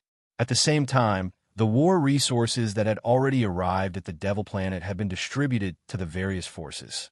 The arrival of Prince Forio was a good thing for the various Nephilim forces. However, the commanders of the various forces were a little worried at this time. They were afraid that Prince Forio would cause trouble for them because of the destruction of the logistics base. However, to their surprise, Prince Forio did not mention a word about the destruction of the logistics base. When he saw the commanders, he only said one sentence calmly: "Let's move out." These 4 simple words clearly explained Prince Forio's intention. He wanted to attack the border defense line of the Godstar cluster, and now was the time. Although Prince Forio had just arrived at the Devil Planet and had not rested, he did not understand the situation of the various forces on the Devil Planet. He also did not understand the situation of the Deus cluster's defense line. However, this was not a problem, because Prince Forio was a supreme existence in the tribulation stage, recalling the death of the chain. So what if Red Archbishop Gale had 500 million soldiers? In front of Guru, who was a supreme existence in the tribulation stage, he was nothing. And if Guru could do it, there was no reason why Prince Forio couldn't. After hearing Prince Forio's defense line, the Nephilim race's defense line, the Nephilim race to attack. Prince Forio's arrival on the Devil Star wasn't a secret to the scouts that Vio arranged around the Devil Star. When the scouts sent this information back to Logistics Planet number 3, Vio groaned in pain. Just the day before yesterday, the arrival of 300 million reinforcements greatly boosted Vio's confidence. He believed that he could resist the demons for a longer period of time with his 700 million troops. However, the arrival of Prince Fro had completely destroyed his confidence. In front of Prince Forio, even if he had an army of 1 billion, it would be useless. When Qin Chuan arrived at the command center, he saw the despairing Vio. When he heard about Prince Forio's situation from Vio, Qin Chuan could not help but feel despair as well. Although he was almost invincible in the Unity stage, he was not enough to face a supreme existence in the Tribulation stage. The will of a demon king had almost killed him with the help of a phantom, let alone a supreme existence in the Crossing Calamity stage who had come in person. Qin Chuan did not believe that he had the ability to face Prince Furio head-on. Qin Chuan, you should leave. Vio let out a long sigh. He looked at Qin Chuan with a complicated gaze. Qin Chuan's arrival gave him hope of stopping the advance of the Nephilim. In fact, they did stop the advance of the Nephilim. But this time, he was truly in despair. Qin Chuan had done enough. Now, he decided to die for his religion. Qin Chuan was not a member of the One God religion, nor was he a member of the Deus cluster. There was no reason for him to stay here and die with him. Qin Chuan frowned and looked at Vio. Do you want to die on the battlefield? Vio sighed and said, the Pope ordered me to come to the front lines to supervise the battle. I made a military pledge to fight to the death. Qin Chuan heard this and said, you're too muddle-headed. You're only useful and meaningful if you live. It's not worth dying here. There's not much time left. You don't have to persuade me. Vio shook his head. I've made up my mind. Of course, Vio knew that only by living could one hope to regain everything. But if he left, what would happen to the nearly 700 million soldiers on the front lines? He was a dignified frontline commander, and he could not abandon these soldiers who had shed blood to protect the One God religion and flee alone. Qin Chuan, when you leave, take the remaining Tian people with you. The Tian people have already built a new line of defense in the Io star cloud. They're needed there. Vio could let the soldiers of the One God religion accompany him to die defending the Deus cluster, but there was no reason for him to let the Tian people die with him. Seeing that Qin Chuan did not take any action, Vio said, hurry up and leave. It'll be too late. The Nephilim had begun to mobilize their forces. Today, they would definitely launch an attack on the border of the Deus cluster. If Qin Chuan did not take the opportunity to leave now, it would be difficult to leave in a while. Why do you always give me this kind of difficult problem? Qin Chuan sighed helplessly. Although Vio's words were very reasonable, Qin Chuan would feel uneasy if he really left like this. Hearing Qin Chuan's words, Vio shook his head and said, you misunderstood me. What I said was from the bottom of my heart. I'm not trying to make you stay by acting pitiful. When Prince Furio arrives, even 10 of you will be useless. Qin Chuan also shook his head and said, you misunderstood me too. I don't plan to stay. I'm just going to leave with everyone. Hearing Qin Chuan's words, Vio immediately looked at Qin Chuan in surprise and said, you have a way to take all of us away? Vio had chosen to stay because he wanted to live and die with the soldiers on the front lines. If everyone could leave the front lines safely, then Vio had no reason to die here. Qin Chuan nodded with a slightly dignified expression and said, I can try my best. Chapter 1255. Vio knew that time was of the essence, so he didn't hesitate and immediately gave the order for all the troops on the 5 logistics planets to gather on the 3rd logistics planet. They didn't want to leave behind anything that could be brought along. When Vio gave the order, everyone guessed that Vio was ready to give up on the front line. Yes, Prince Fro was already here. If they didn't give up on the front line, it would be equivalent to giving up on the hope of survival. However, no one knew that Vio had already given up on the hope of survival.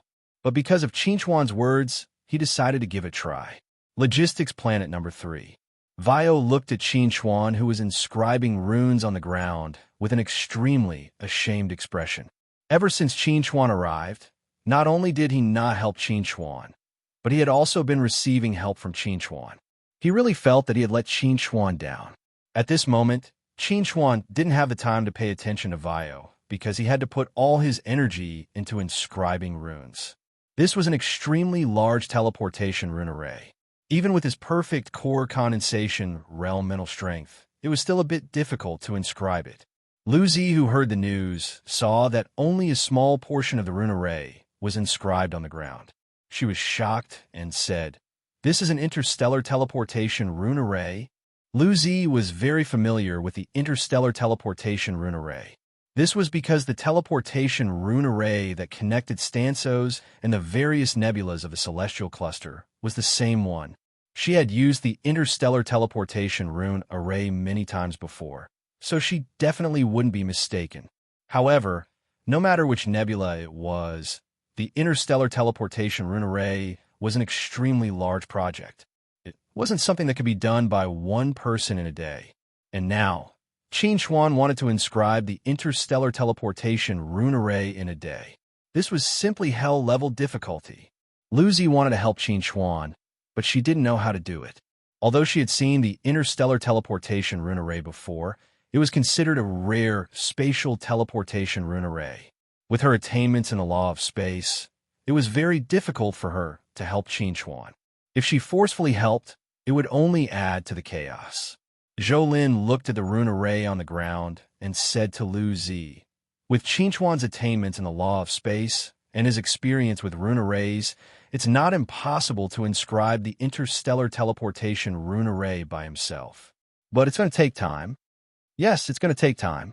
In Zhou Lin's opinion, if Qin Xuan was given a month, with Qin Xuan's ability, he would definitely be able to inscribe the interstellar teleportation rune array.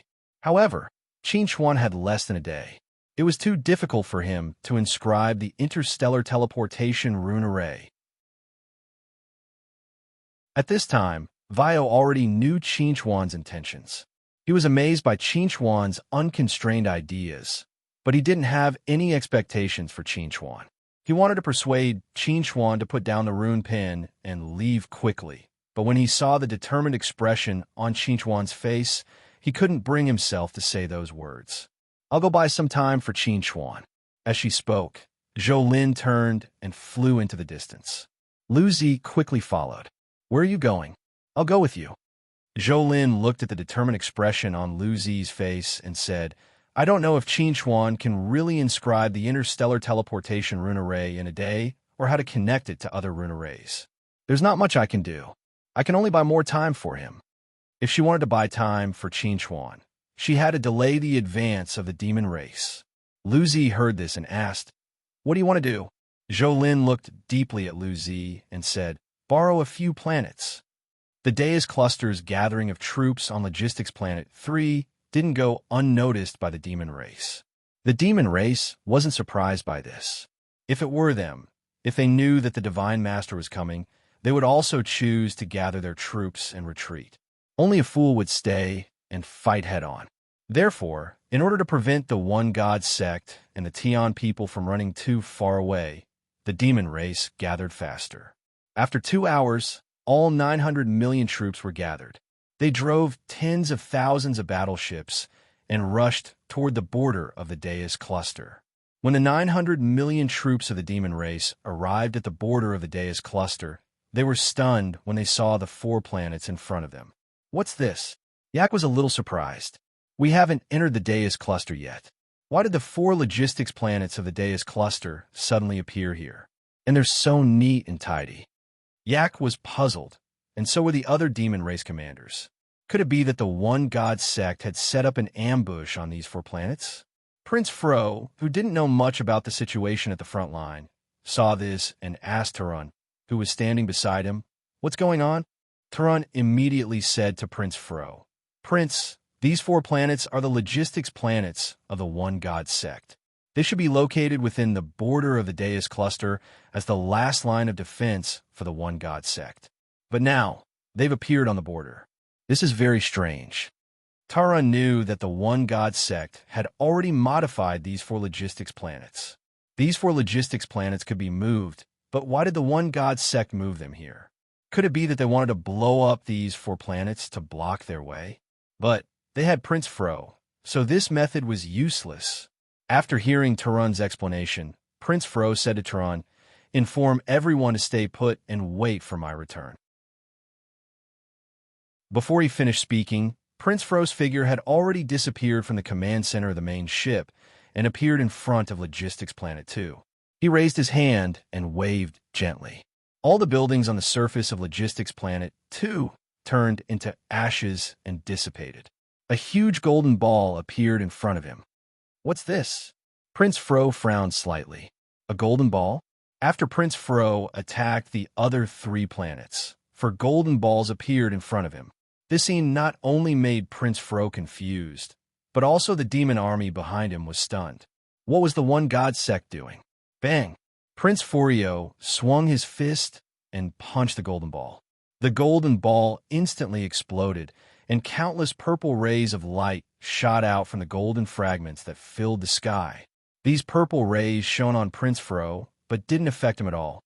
But to the other demons, they had an illusory effect. Kill! Kill the one god sect. When the demon soldiers in a fleet began to roar and kill each other, Prince Fro finally realized the effect of the purple rays in the golden balls. When the exploded golden ball turned into countless sharp swords and shot towards Prince Fro's face immediately turned gloomy. He hated these boring and useless tricks. Chapter 12:56. To others, perhaps the golden sphere's sword rain and the illusionary colored radiance were very threatening. However, to Prince Forio, these methods were only insignificant and could not be put on the table. Scram! Prince Forio roared. The 3 intact golden balls immediately exploded. However, this time, whether it was the purple radiance or the golden sword rain, they weren't able to erupt. Instead, Prince Forio strangled them in the cradle. In the distance, when Lu Zi and Zhou Lin saw this scene, their expressions became incomparably unsightly. They borrowed these 4 logistics planets from Vio. Originally, they wanted to use them to ambush the demonic army and cause some interference to the demonic army. However, when Prince Forio made his move, all their meticulous preparations were broken. Is this the strength of a transcending tribulation stage expert? Lu Zi said in shock. He made our methods ineffective without any effort. Zhou Lin said in a deep voice, we've only delayed them for a few minutes. It's basically equivalent to not doing anything. In their plan, they would delay the demonic army for at least half a day. However, it seemed that they had underestimated Prince Forio and overestimated themselves. Not to mention half a day, even half an hour would be difficult. Continue to think of a way. At this time, they couldn't retreat. They had to brace themselves and continue attacking.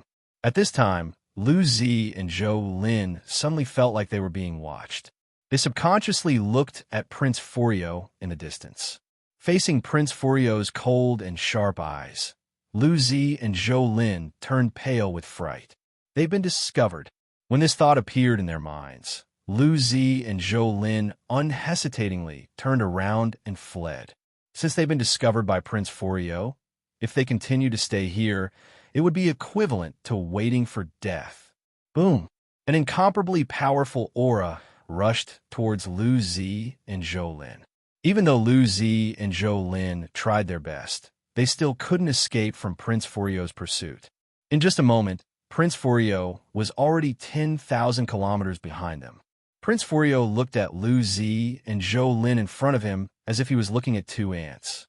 He raised his hand and lightly pinched Lu Zi and Zhou Lin, causing their escaping speed to instantly decrease. They practically stopped in place. When their bodies stopped uncontrollably, Lu Zi and Zhou Lin couldn't help but reveal a trace of fear. In the next moment, Prince Forio appeared in front of the 2 and sized them up with a crying expression. I know you too. Contrary to Lu Zi and Zhou Lin's expectations, Prince Forio, you two are Qin Chuan's companions. Prince Fro looked at LVZ and Zhou Lin, and the expression on his face gradually became subtle. What do you want to do? Lu Zi looked at Prince Forio with vigilance. If Prince Forio intended to use them to threaten Qin Chuan, then she would choose to die immediately. Prince Forio glanced at Lu Zi and said, I don't plan to do anything. I'm only going to kill you. With that, Prince Forio slowly raised his hand towards Lu Zi and wanted to crush Lu Zi. At this moment, a violent rumble of thunder suddenly sounded behind him. A thick pillar of lightning descended from the sky and directly struck him. Rumble. Prince Forio, who hadn't experienced the pain of tribulation lightning for over 1,000 years, once again tasted the taste of tribulation lightning. Moreover, it wasn't very pleasant. LVZ and Zhou Lin immediately broke free from Furo's control after Prince Furo was struck by the lightning tribulation. They instantly pulled apart the distance between them and Prince Furo. When they arrived at a safe location, they subconsciously looked at the man with the tribulation cloud above his head and lightning tribulation. When Lu Zi and Zhou Lin noticed Qin Chuan, Prince Furo also slowly turned around and looked at Qin Chuan, who was over 1,000 miles away. Prince Furo looked at the tribulation clouds above Qin Chuan's head, and his expression couldn't help but become gloomy. He hadn't been struck by tribulation lightning for over 1,000 years. He didn't think that Qin Chuan would let him taste it again. You can control tribulation lightning because you control the law of lightning. Prince Furo only pondered for a moment and saw through Qin Chuan's methods. If Qin Chuan didn't suddenly launch a sneak attack, he might not have been hit. Compared to other things, he was more curious about how Qin Chuan appeared within 1,000 miles of him without being discovered. Rumble. The second tribulation lightning struck Qin Chuan. Qin Chuan used the law of lightning to dissolve the destructive power of the tribulation lightning and absorb the power to strengthen himself. His gaze was fixed on Prince Furo. As long as Prince Furo made any strange movements, he wouldn't hesitate to control the tribulation lightning to attack Prince Furo. Qin Chuan naturally knew that the lightning tribulation caused by a mere minor tribulation wouldn't be able to cause any harm to Prince Furo. However, as long as he could prevent Prince Furo from taking any further action against LVZ and Zhou Lin, that would be enough. You two leave. Qin Chuan had to stay behind to restrain Prince Furo. If Lu Zi and Zhou Lin stayed behind, they would only distract him. When Lu Zi and Zhou Lin heard Qin Chuan's words, they revealed expressions of shame. They had once again become a burden to Qin Chuan. However, now wasn't the time to be willful. If they didn't leave, Qin Chuan would be in more danger. Whoosh! Lu Zi and Zhou Lin fled. Prince Furo didn't have any intention of stopping them. Lu Zi and Zhou Lin were merely ants to him. If he encountered them, he could crush them to death at any time. He still remembered the mission given to him by the Demon King. Qin Chuan must die. Rumble. When the third tribulation lightning struck, Qin Chuan calmly dissolved it. At this moment, his aura had already broken through the middle stage of the body integration realm and climbed to the late stage of the body integration realm. As expected of the mysterious Heaven 9 stage tribulation, merely 3 tribulation lightning bolts were able to temper your strength to such an extent. Prince Furo smiled faintly. However, it's a pity that after the tribulation lightning, I will kill you immediately. I won't give you any chance. Prince Furo didn't make a move now.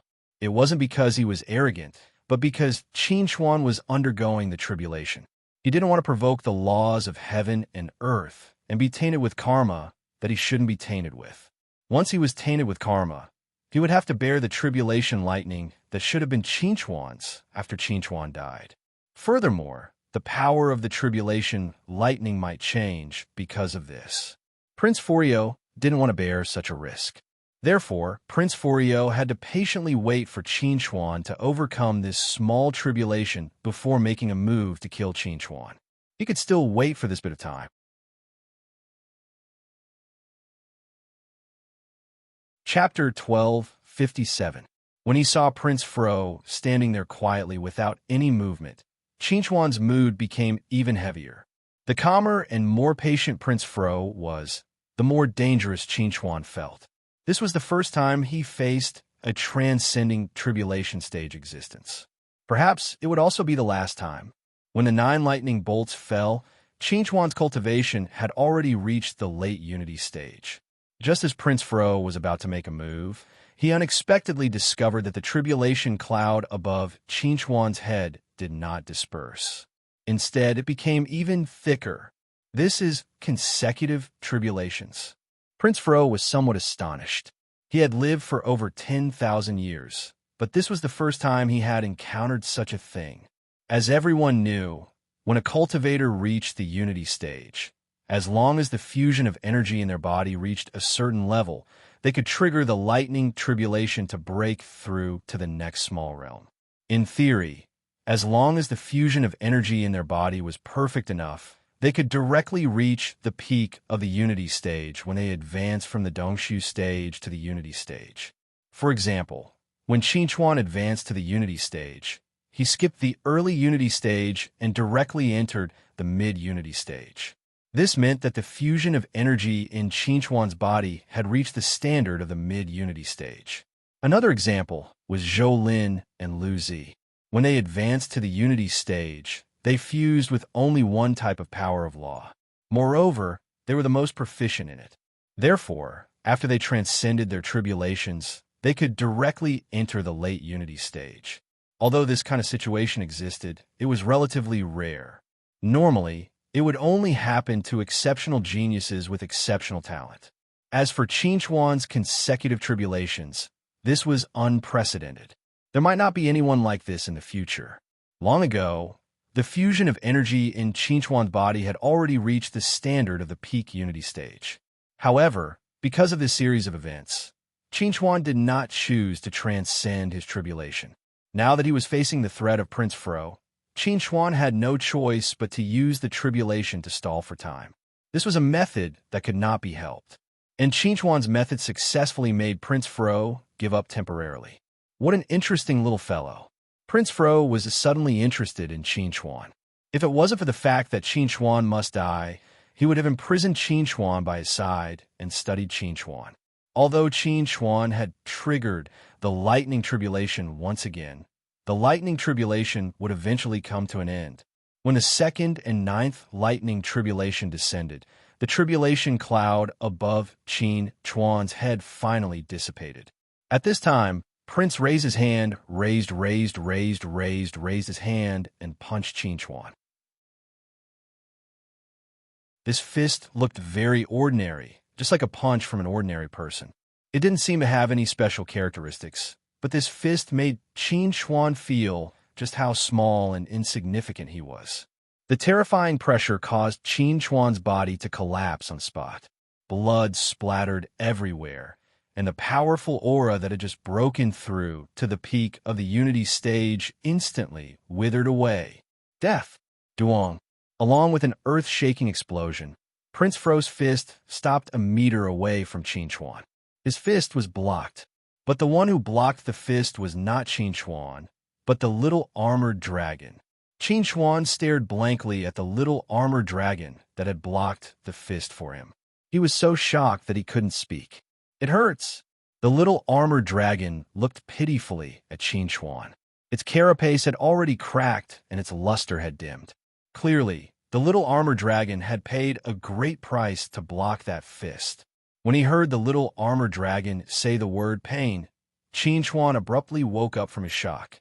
Without hesitation, he used the space-traversing technique, wanting to bring the little armored dragon away from this place. However, Prince Forio's second attack came. Time reversal. In a moment of desperation, Qinchuan had no choice but to borrow the power of the law of time again. He wanted to reverse time and make Prince Fro withdraw his second attack. But facing the power of time reversal, Prince Fro's attack only paused for a breath's time before it directly bombarded Qinchuan. So, Qinchuan hugged the little armored dragon and rushed into the different space.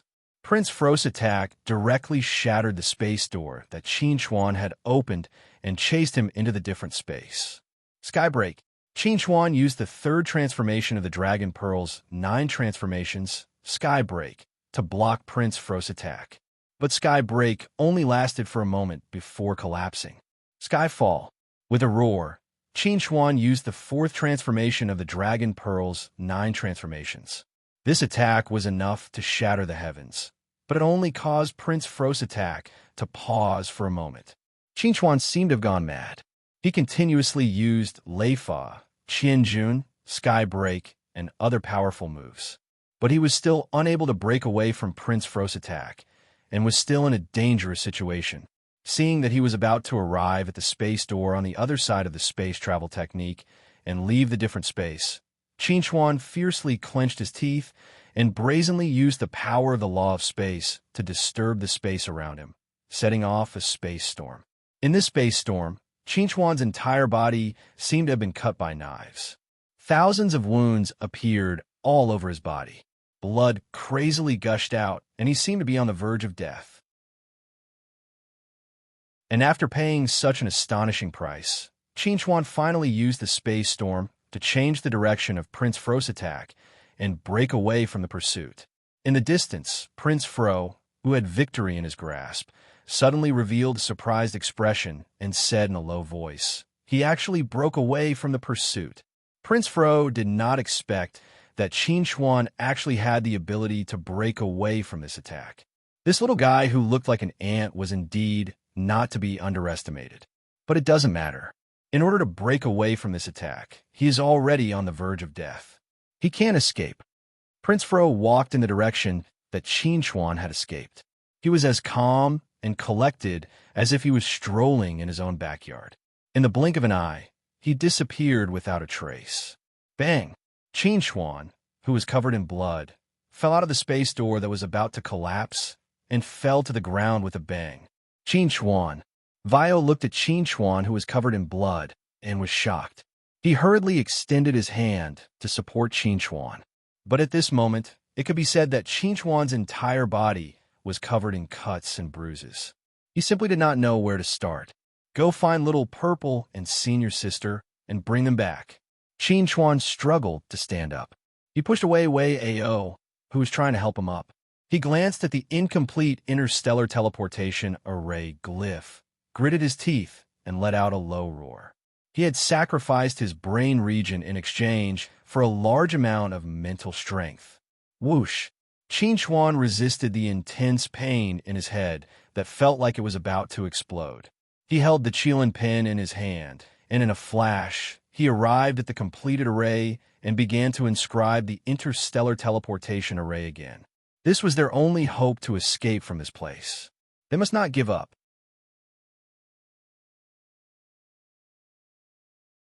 Chapter 1258. When Wei Ao brought LVZ and Zhou back to Logistics Planet number 3, what they saw was Chuan, who was covered in blood and had a withered aura. When they saw Chuan, Lu Zi and the other two all found a strong death aura from Chuan's body. Their eyes widened in horror, and they panicked. At the same time, the interstellar teleportation rune array on the ground suddenly lit up with a bright light. Chuan actually completed the last stroke of the inscription rune array and activated the rune array. Go! Everyone go! Hearing Chuan's low roar, Vio woke up from his dream and immediately mobilized the army to leave Logistics Planet number 3 in an orderly manner through the interstellar teleportation rune array. As for where the other end leads to, they didn't care. With Prince Furio's speed, it only took 10 minutes to arrive at Logistics Planet number 3. When he saw the fleet swarming towards a huge interstellar teleportation rune array, Prince Furio's face immediately became gloomy. He raised his hand and crushed the interstellar teleportation rune array, blocking the fleet's path. But after crushing the interstellar teleportation rune array, Prince Furio regretted it. He shouldn't have destroyed the interstellar teleportation rune array like this. He should have chased after them. That Chuan still escaped. Prince Furio's face was gloomy. He sensed Chuan's aura from the collapsed interstellar teleportation rune array, but he didn't find Chuan's aura around Logistics Planet number 3. Obviously, Chuan had escaped through the interstellar teleportation rune array. But why is there an interstellar teleportation rune array here? Prince Furio couldn't understand these questions, but it didn't prevent him from venting his anger on the one God-sex fleet that didn't have time to leave Logistics Planet number 3 through the interstellar teleportation rune array. A huge interstellar teleportation rune array suddenly appeared in Augustus. At this moment, the Zerg soldiers who were resting in Augustus raised their heads in surprise and looked at the interstellar teleportation rune array in the sky. Wasn't the teleportation rune array turned off? Who opened the portal again? While Zerg soldiers were thinking about this, A green spaceship that looked like a towering tree slowly passed through the interstellar transmission array and came to the sky above Augustus. Behind this spaceship were countless battleships of the Tion people and the One God religion. Seeing this scene, the Zerg and Augustus finally realized the seriousness of the matter. Enemy attack! Enemy attack! While the Zerg soldiers and Augustus gathered to form a defensive line, the Hope had no intention of stopping above Augustus. Instead, it headed straight for the celestial cluster. The Tion people's fleet and the One God's fleet followed closely behind the Hope. Other than randomly firing a few shots at Augustus to create chaos, they didn't stop moving forward at all. Soon, the gathered Zerg troops discovered this situation. The coalition fleet that suddenly appeared in the sky above Augustus through the interstellar transmission Rune array didn't seem to be here to attack Augustus, but to pass through. However, looking at the endless stream of battleships flying out of the interstellar transmission Rune array, Zerg's troops didn't launch an attack. By the time the interstellar teleportation Rune array was shut down, there were already close to 10,000 warships flying out of it. It was at this moment that the insectoids finally received orders from their superiors, and with common sense, they launched an attack on the tail of this enormous fleet. When Zerg's troops assumed an offensive posture, the dozens of battleships at the tail immediately took the lead and opened fire. The war started again. On the Hope, Qin Xuan, who was covered in blood, sat on the ground with his back against the wall, motionless. If it weren't for his weak breathing, Lu Zi would have thought that Qin Xuan was dead. What should we do to help him? Lu Zi looked at Qin Xuan's pitiful state, and her heart ached. He told us before, don't touch him, don't care about him. Zhou Lin pursed her lips and said, we just need to protect him now. Baiyu walked out from the control room and said to everyone, we have arrived at the Augustus Nebula and are heading towards the celestial planet. At full speed, it will take us 10 days to enter the celestial cluster. At the same time, Baiyu looked at Qin Xuan and said, how is he? Not good. Zhou Lin sighed. Prince Fro is still too strong. Zhou Lin didn't see the scene of Qin Xuan and Prince Fro fighting. No, it shouldn't be called fighting. It should be said that Prince Fro single-handedly crushed Qin Xuan. Although she didn't know what happened, she was very clear that it must be Prince Fro who caused Qin Xuan to become like this. And Prince Fro might not have used his full strength. We've already worked very hard. Lu Zi bit her lower lip, and her face was filled with unwillingness. They had already worked very hard to cultivate and improve themselves, but the enemies they faced were getting stronger and stronger. They were always powerless at the most crucial moment, causing Qin Xuan to be unable to do anything. You can't blame us. The situation in the universe is changing too quickly. Zhou Lin comforted LVZ, and, at the same time, she comforted herself. If they had continued to develop step by step, they would have been able to advance to the crossing calamity stage sooner or later and become supreme existences. However, the war had broken out before they had fully grown up. The situation had deteriorated to this point, and they were powerless to do anything. Qin Xuan had cultivated for less than 50 years, and Prince Fro had lived for at least 10,000 years. If Qin Xuan was given 10,000 years, Zhou Lin believed that Prince Fro would be nothing in front of Qin Xuan. Unfortunately, this was just an if. The enemy wouldn't give them 10,000 years. Lu Zi understood what Zhou Lin said, but she still blamed herself in her heart. At this moment, Vio came. He looked exhausted. He first took a look at Qin Xuan's situation, then sighed and said, Prince Fro appeared on Logistics Planet number 3 and destroyed the interstellar teleportation array, causing the 100 million soldiers behind to not be able to teleport with us. I've already left some soldiers behind to block Zerg's pursuit for us. Right now, there are only about 400 million soldiers that can go to the celestial cluster with us. The Tion people have already contacted the Tion people. Io Star Cloud will send reinforcements to pick us up. We should be safe. Speaking up to here, Wei Ao once again looked at Qin Xuan with an extremely complicated expression. There was helplessness, sadness, and most of all, guilt. He didn't know if Qin Xuan could survive, but he knew that he owed Qin Xuan a debt that he would never be able to repay in this lifetime.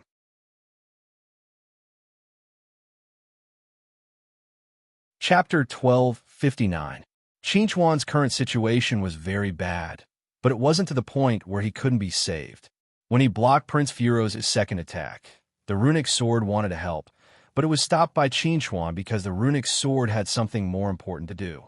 After Qin Xuan returned to Logistics Planet 3, it had to help Qin Xuan suppress the collapse of his brain due to the exchange of large amounts of mental strength. The brain was the most mysterious and crucial part of the human body. If it completely collapsed, even if Qin Xuan was still alive, he would become a retard. The runic sword was the insurance that Qin Xuan gave himself. With the runic sword, he could fight to the end. In order to inscribe the interstellar teleportation rune array in one day, Qin Xuan paid the price of the collapse of his brain and a whole 1,000 years of lifespan. Perhaps some people would think that Qin Xuan had done enough to protect the Deus cluster, and there was no need to pay the price of 1,000 years of lifespan and the collapse of his brain. However, for Qin Xuan, this wasn't something that he had to do, but something that he didn't want to do. He wanted to save the soldiers on the front line to resist the invasion of the Nephilim race in Zerg, as well as to preserve some combat strength for the Void Empire that had yet to appear. Therefore, he did this. As for whether this would earn him a good reputation, and whether the border army would be grateful to him, Qin Xuan didn't think about it at all. After all, in that kind of situation, he wasn't in the mood to think about such things. It wouldn't be too late to think about it if he could survive. Now, the problem in front of Qin Xuan was how to repair his brain. Now that his collapsed brain was suppressed by the runic sword, there was still hope to save it. However, Qin Xuan had no idea how to do it, and before his brain was repaired, he couldn't wake up. Exchanging blows with a supreme existence like Prince Furio is still too forceful. Prince Furio's casual attack already requires me to use all my strength to barely block it. The disparity is truly too great. It's also too terrifying. If he wasn't forced into a corner, Qin Xuan wouldn't want to face Prince Furio alone. This experience also made Qin Xuan realize how terrifying a supreme existence in the tribulation stage was. It wasn't an exaggeration to say that if Prince Fro had treated Qin Xuan a little more seriously, Qin Xuan would have been gone. Perhaps it was because he was used to being high and mighty, coupled with the absolute suppression of those in the crossing calamity stage against those in the lower realms. It was difficult for Prince Furio to be serious when facing enemies in the lower realms. He always had a playful attitude, just like when the Demon Kings will descended. If it had directly killed Qin Xuan, then Qin Xuan would have been gone.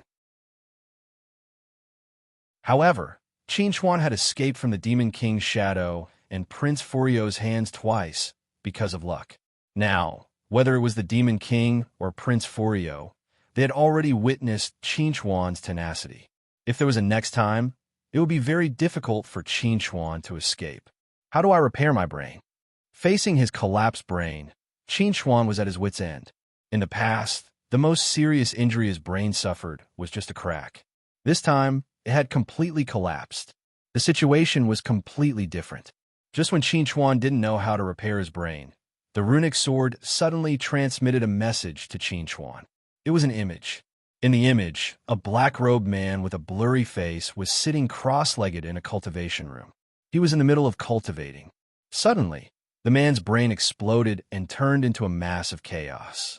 When this happened, the man's mind suddenly soared and broke through the barrier of the core condensation stage. Seeing this, Qin Xuan was shocked.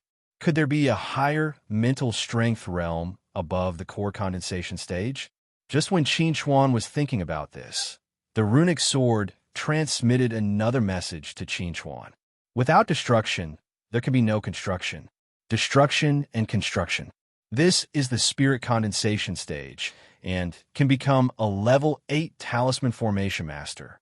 After receiving the message from the runic sword, Qin Xuan was shocked. Level 8 talisman formation master. Wouldn't that be able to contend against the supreme existence of the crossing calamity stage? However, Qin Chuan also knew that when his mental strength advanced to the spirit condensation stage, he only had the possibility of becoming a level 8 talisman formation master. If he wanted to become a level 8 talisman formation master, he first had to have a level 8 talisman formation master. In addition, Qin Chuan was very curious. Since there was a spirit condensation stage above the core condensation stage, why had he never heard of anyone mentioning the spirit condensation stage before? Also, who was the blurry man in the image? In response to Qin Chuan's question, the runic sword responded for the first time.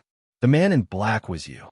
He was also the only person in the universe who cultivated his mental strength to the spirit condensation stage. In other words, you created an even more powerful spirit condensation stage on the foundation of the core condensation stage. When he received this answer from the runic sword, Qin Chuan wasn't surprised at all.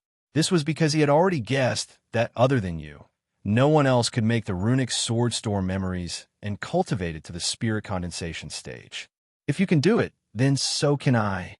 Since the runic sword transmitted this image to him, it meant that the runic sword felt that he had the ability to become the second person after you to reach the spirit condensation stage. However, Qin Chuan's current physical condition was quite bad. It wasn't suitable for Qin Chuan to break through to the spirit condensation stage. Therefore, if Qin Chuan wanted to advance his mental strength to the spirit condensation stage and get the ticket to becoming a level 8 talisman formation master, he first had to heal his physical injuries. So now came the problem. Qin Chuan's consciousness couldn't wake up to control his own body.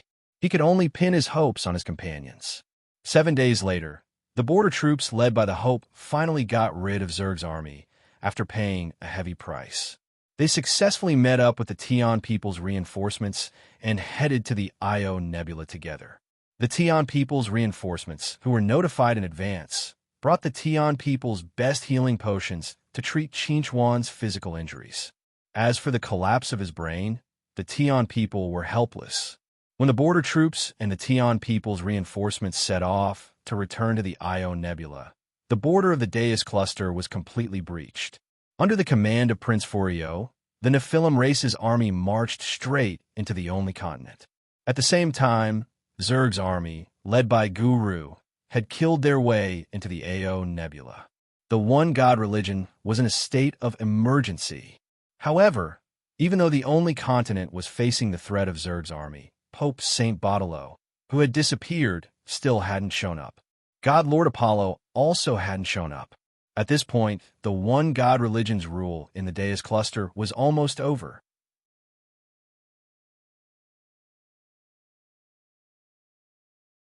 Chapter 1260. The Heavenly Void Continent. Fidek looked at the Heavenly Void Continent that was moving slowly in front of him, his face expressionless. The subordinates who went to the Heavenly Void Continent to scout for information had returned, and they brought Fidek some bad news. The Heavenly Void Continent was now empty, and there was not a single soul left. In other words, everyone on the Heavenly Void Continent had already left before they arrived. We missed them. Fidek's expression did not change. He was not surprised by this. If Galaska still stayed on the Heavenly Void Continent after knowing that they had arrived at the Great Demonic Star Cluster, he would be too stupid. They're just a bunch of stray dogs. So what if they escaped? They can't do anything. A white-haired wizard in a black robe, standing beside Fidek, sneered, as if he was very disdainful of the former royal family of the Void Empire. Fidek glanced at the wizard beside him and said, "The Arcane Church is still alive." "So what?" The wizard sneered. "How much power does the Arcane Church have now?" Fidek frowned slightly and said, "You'll pay the price for underestimating them like this." "Then we'll talk about this after we pay the price."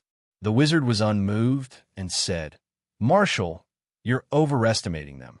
In the wizard's eyes, if the Arcane Church really had power, the former royal family would not have fled in such a panic. Fidek did not continue this topic in the face of the wizard's attitude. He changed the topic and said, "Skeletal Horse, lead the wizards from the headquarters to the only continent. Represent the Void Empire and attack the only continent together with the demons and Zerg. Completely destroy the Deus cluster and occupy the Deus cluster. Yes, sir. The skeletal horse agreed. It loved killing people the most. When the border troops and Tion people's reinforcements returned to Io Nebula, Lu Zi and her team immediately sent Qin Xuan to the best medical room in the logistics base for treatment. Under the all-out treatment of the Tion people's doctors, Qin Xuan's physical wounds were basically healed in just one day. It was also at this time that Qin Xuan began to try to break through and then rebuild, and the strength of his spiritual power reached the level of spirit concentrating. After repeatedly confirming that Qin Xuan was ready, the runic sword released the suppression on his collapsing brain. The moment the suppression was released, Qin Xuan's brain immediately continued to collapse. Qin Xuan's face immediately showed an expression of extreme pain. This performance frightened many of the doctors in the infirmary. They were about to report Qin Xuan's situation when an extremely terrifying spiritual force swept through the infirmary. Everything in the infirmary was impacted by this terrifying mental power. The doctors bled from their orifices and fainted on the spot. Bang! In the infirmary, all the medical equipment exploded with a loud bang and turned into ruins.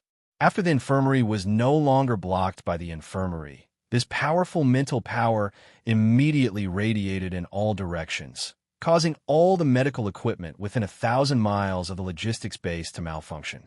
Everyone's brain suffered a huge impact.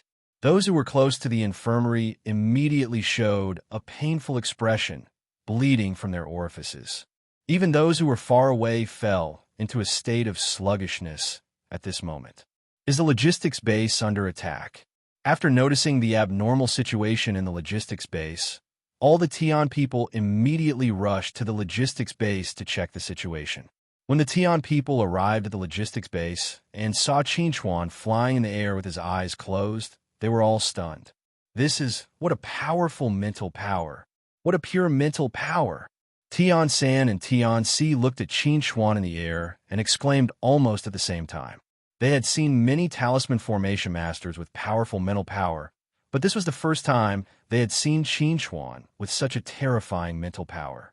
They felt that even 10 level 7 talisman formation masters together might not be able to match Qin Xuan's mental power. Has he recovered?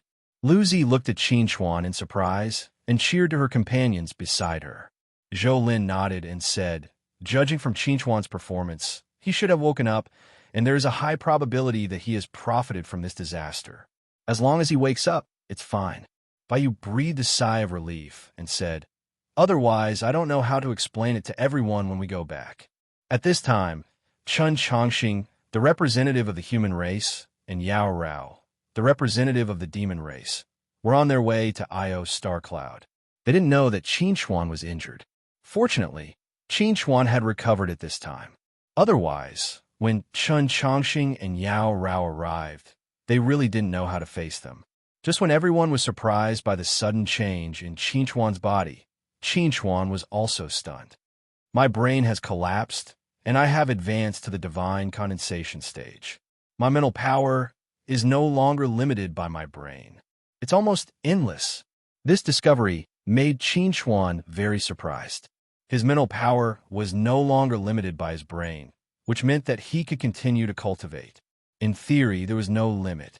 This was absolutely a good thing for Qin Xuan, who often relied on talisman formations to fight. Now, Qin Xuan was already at the peak of the combination realm. As long as he took the last step to break through to the peak of the combination realm, he could try to advance to the crossing calamity stage. However, before he was completely sure, Qin Xuan wouldn't act rashly. And once Qin Xuan advanced to the crossing calamity stage, the rune sword could use the power of the Sea of Runes to increase the power of the talisman formations for Qin Xuan.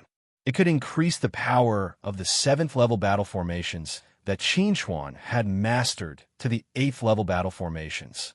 For Qin Xuan, this was absolutely an unprecedented improvement. However, all of this still existed in Qin Xuan's imagination. He really wanted to reach that step, but he still needed some time. When Qin Chuan slowly withdrew his mental power, the surrounding mental power storm also dissipated. Qin Chuan slowly opened his eyes and glanced at the messy logistics base under his feet. Then, he looked at the crowd not far away and smiled. "Sorry, I seem to have made a lot of noise." Hearing Qin Chuan's words, Tiansen laughed and said, it's okay. Your improvement is good for us. Although a lot of equipment was destroyed, everyone is still alive." Whoosh!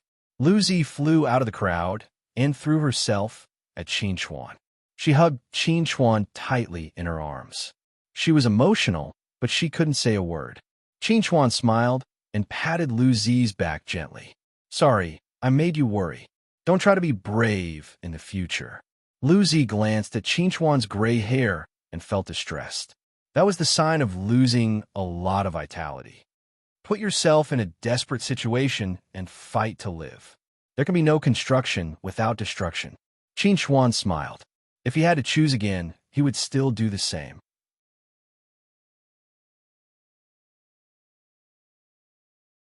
Chapter 1261. Qin Chuan's awakening was a good thing for everyone, especially for the remaining 300 million soldiers of the one God religion. Qin Chuan was their savior. Qin Chuan had fallen into a deep sleep due to his serious injuries in order to save them. If Qin Chuan was unable to wake up, they would have to live with guilt and self-blame for the rest of their lives. "Qin Chuan, it's great that you've woken up." Tears streamed down Vaio's face.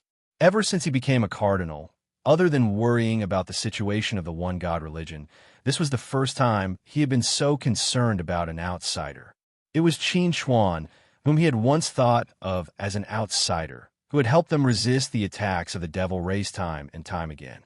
He had also extended a helping hand to them when they were at their most desperate, saving them from a hopeless situation.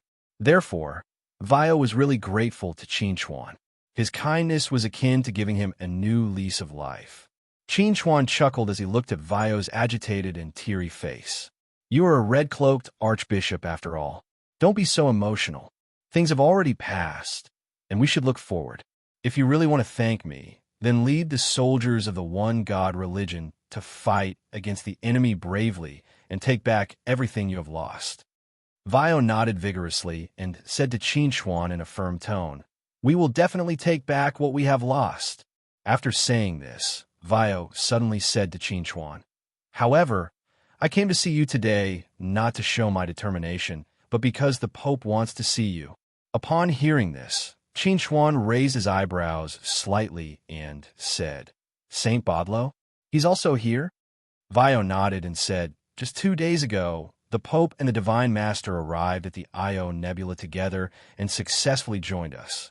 Upon hearing Vaio's words, Qin Chuan smiled and asked, "Didn't you ask them where they were during the Deus Cluster's most dangerous time?"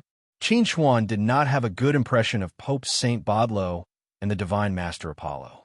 When everyone in the Deus Cluster was fighting hard, these two representatives of the one God religion, who were also the strongest fighters, had disappeared without a trace. Now that the Deus Cluster was about to fall, they had appeared in the relatively safe Io Nebula. This was too ridiculous. Upon hearing Qin Chuan's words, Vaio could not help but fall silent. Vaio could understand Qin Chuan's feelings, but there were some things that Qin Chuan could say without scruples, but he could not say them. In fact, how could he not want an explanation in his heart? Qin Chuan could see Vaio's difficulties. He reached out and patted Vaio's shoulder gently. He said to Vaio, "There are some things that are inconvenient for you to do.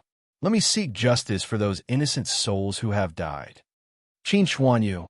Vaio wanted to speak, but Qin Chuan had already brushed past him. When Qin Chuan arrived at the camp specially prepared by the Tian people for the higher-ups of the one God religion, he finally saw Pope Saint Bodlo. In the past, Qin Chuan had heard of Saint Bodlo's name several times, but this was the first time he had seen Saint Bodlo with his own eyes.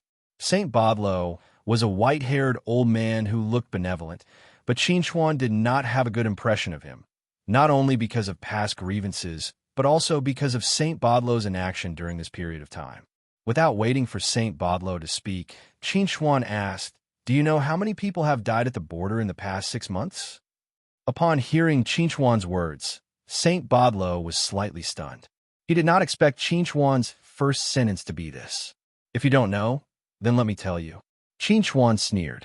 "In the past 6 months, more than 700 million people have died at the border. More than 100 million of them belong to the Tian people, and the other 600 million are all warriors of the one God religion." Saint Bodlo was silent for a moment, and then said, "I know. They have made a lot of efforts and sacrifices to protect the Deus cluster. They are all respectable people." "You don't know," Chuan emphasized again and said coldly. "If you knew, you wouldn't be a coward." "Chuan, there are some things you don't know. Please don't judge yourself." Ethan, who was standing next to Saint Bodlo, frowned slightly. He was very dissatisfied with Chuan's attitude towards Saint Bodlo. Chuan smiled and said to Ethan, "Do you like to be a bootlicker so much that you don't have to go to the battlefield in the end?" Ethan was furious and wanted to scold Chuan, but he was stopped by Saint Bodlo. Saint Bodlo looked calmly at Chuan and said, "What else do you want to say? You can say it all. I don't have much to say to you. I know that you are all high and mighty people. You think that as long as you are alive, the Deus cluster will not fall, and the one God religion will still exist. As for those warriors who have died and sacrificed themselves, they died a worthy death. Like chives, they can grow again after being cut, right?" Chuan's words made Saint Bodlo fall into silence again. In fact, what Chuan said was right. In the past, Saint Bodlo had thought that as long as he, the Pope, was still alive, the archbishops in red were still alive, and the high priest and priests were still alive, then the one God religion would not be considered to have collapsed and would still be intact. As for those warriors of the one God religion, they died to protect the Deus cluster and were loyal to the church. Their deaths were worthy and meaningful, so there was no need to feel pity.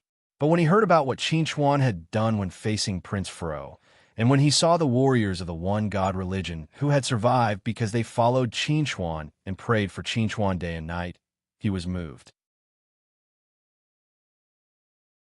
Saint Bodlo had once wondered if those warriors would also pray for him if he fell into a deep sleep one day and could not wake up. Perhaps there would be, but it might not be sincere. Chuan, on the other hand, had received everyone's sincerity and recognition. If he, the Pope, were to issue an order to attack Chuan in the name of the Pope, what would the result be? Probably those warriors rescued by Chuan would not attack Chuan, and at the same time, the faith in their hearts would collapse. Saint Bodlo had never thought that there would be a day when an outsider would gain such great prestige in the one God religion and be loved and worshipped by so many people. As the Pope, Chuan had done something that he could not do. It had to be said that this was a kind of mockery to him. What was more ironic was that he had no way to refute it, because when everyone needed him the most, he stood by and watched. "You are right." After a long silence, Saint Bodlo slowly opened his mouth and sighed. Even though there were many reasons in his heart that could be explained, at this moment, Saint Bodlo did not want to make any explanations, because they were too weak and meaningless.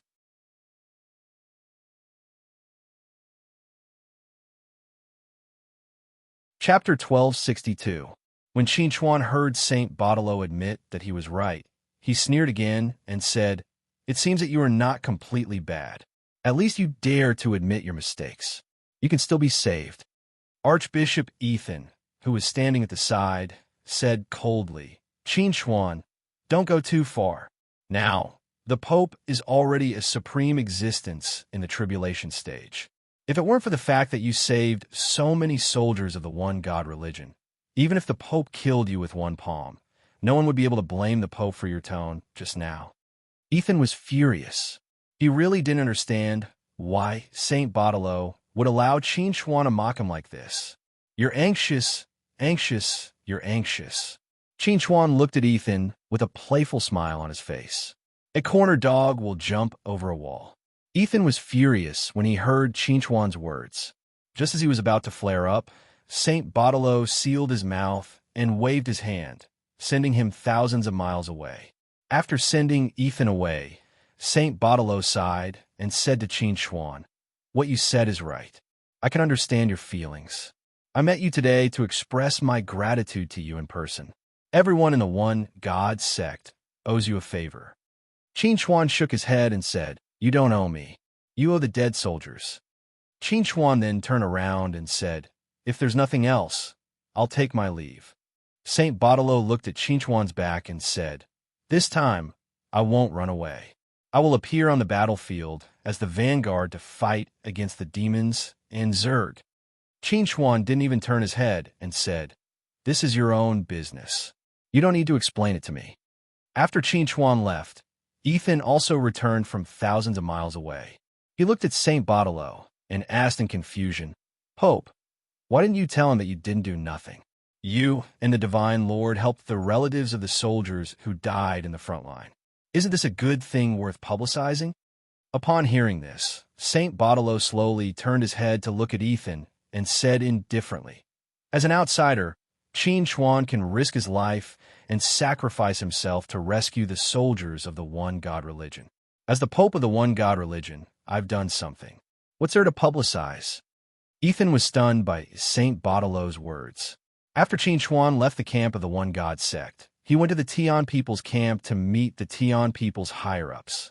At this time, 6 of the 9 elders of the Tian people's Council of Elders had come to Io Star Cloud. Except for Tian San and Tian Si, who were in charge of the logistics base, the other 4 elders were commanding the defense at the front line.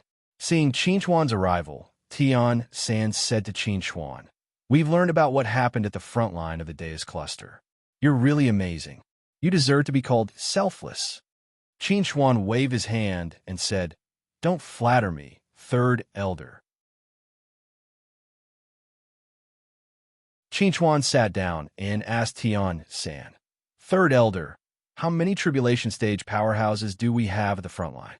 This question might need to be kept a secret from others, but it wasn't necessary for Qin Xuan to keep it a secret. Therefore, Tian San answered honestly, too. One is Pope Saint Baudelaire, and the other is God Lord Apollo. Qin Xuan was stunned for a moment and said, "The Divine Lord Apollo is also here." Qin Xuan had thought that the Divine Lord Apollo had gone to hide in the rear. He didn't expect him to still be in Io Star Cloud. Tian San smiled and said to Qin Xuan, "I know you have a great prejudice against Saint Baudelaire and Apollo because of some things, but the truth is not what you think.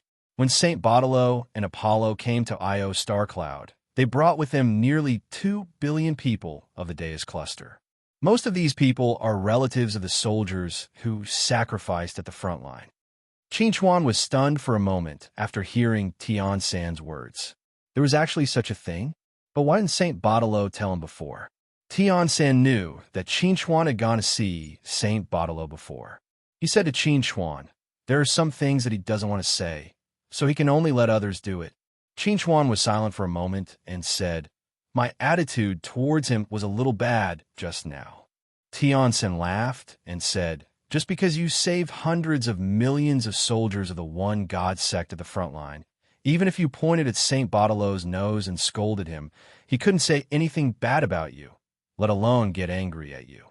Qin Xuan scratched his head awkwardly and said, "Actually, I didn't think that my relationship with the One God sect would become like this one day." Tian San nodded in agreement and said, "That's true. None of us thought that things would develop like this. Now, I'm actually glad that the demon race invaded. If they had waited until you and the One God sect fought to the death before provoking a war, it would have been troublesome."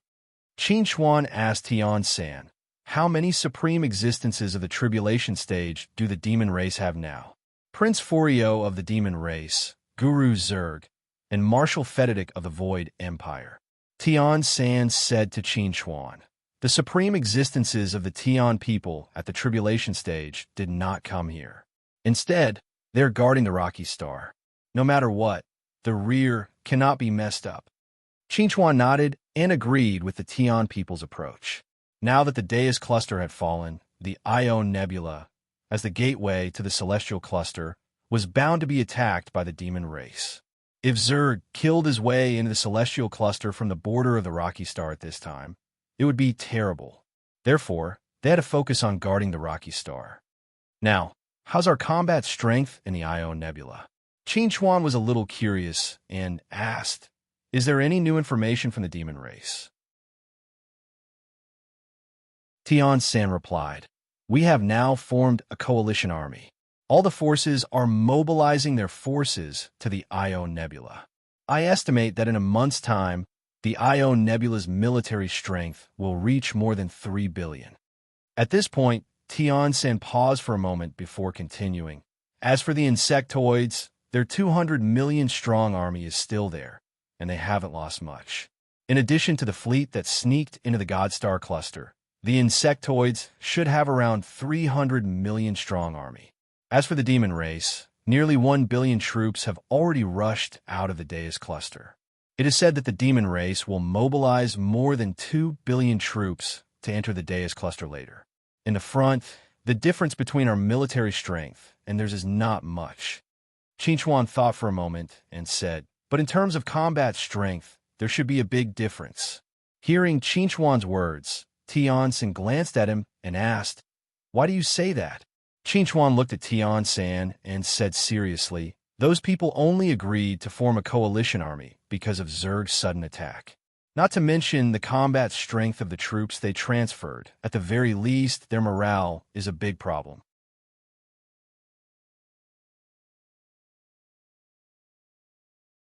Chapter 1263. When Tian San heard Qin Chuan mention people's hearts, he couldn't help but smile bitterly. If Qin Chuan could think of this problem, then he naturally thought of it as well. Don't look at the 3 billion soldiers of the Allied army. These 3 billion soldiers came from more than 20 different forces. Each force had their own ideas. Wanting to unify these 3 billion soldiers and command them like an extension of one's arm was too difficult. On the other hand, the Nephilim race only had 2 forces, Zerg and the Void Empire. These 3 forces could be divided into 3 battlefields and attacked from 3 different angles. There wouldn't be any problems with each of them commanding their own troops. However, if more than 20 forces on their side were to command their own troops, then the Io star cloud would become a mess. They might not even be able to defend it for a day. I've also thought of this problem, but I haven't thought of how to solve it yet. Tian San looked at Qin Chuan, hoping that Qin Chuan could give a more reasonable suggestion. Qin Chuan looked at Tian San and said, before I give a suggestion, I want to ask, are those forces really sincere in joining the Allied army? Or are they forced to join the Allied army because of the threat of death? In fact, Qin Chuan already had an answer to this question, but he still wanted to confirm it. He wanted to see if the attitude of those forces had changed recently. Tian San smiled bitterly and said, is there even a need to ask? If the Nephilim race and Zerg really stop in the Deus cluster and don't move forward, then our Allied army will probably disperse tomorrow. If the various forces were sincere in forming an allied army to resist the Nephilim race and Zerg together, then Tian San wouldn't have to worry about this problem. Qin Chuan thought for a moment and asked, is it possible to break up their subordinates and form new troops? This should be easier to manage. I've also thought of this method, but it won't work. Those people simply won't give up their authority. In their words, their troops will only be able to play the greatest role if they are commanded by themselves. Tian San really couldn't find a suitable reason to refute the excuses of the various forces. Can't you be more forceful? Qin Chuan was puzzled. The situation is already so bad, and they still want to play tricks with us. Why should we tolerate them? Tian San sighed and said, not all forces are like this. It's just that there are a few special ones. Who? Qin Chuan asked directly. When Tian San heard Qin Chuan's words, his expression changed slightly as he asked, what do you want to do? There are some things that are inconvenient for you to do. So let me do it. Qin Chuan said to Tian San, you Tian people need to have the demeanor of a great clan, but I don't need it. Hearing Qin Chuan's words, Tian San advised, don't act recklessly. Don't worry, I won't mess around. Just tell me who's behind it. Qin Chuan smiled. I promise they'll willingly hand over their military power. As one of the major forces in the alliance, the Naga race had a complete planet in the Ion Nebula as their base. The 80 million Naga soldiers had built Sang Star like an iron bucket. Even if the higher-ups of the Tian people wanted to enter, they would need the permission of the Naga commander. When Qin Xuan arrived at the periphery of Sang Star, he faced the patrolling soldiers of the Naga race and handed over his greeting card. Human Qin Xuan has come to visit Commander Hai Kuei of the Naga race. However, when Qin Xuan's greeting card was sent to Sang Star, it was like a stone sinking into the sea. Qin Xuan waited for 2 hours, but didn't receive a response. Is your commander sleeping? Qin Xuan looked at the patrolling soldiers of the Naga race and asked, or is there a serious problem with the network delay of your optical computer? Facing Qin Xuan's question, the patrolling soldiers of the Naga race looked gloomy and said, this is not something you need to worry about. When Qin Xuan heard this, he grinned and said, this is probably called refusing a toast only to be forced to drink a forfeit.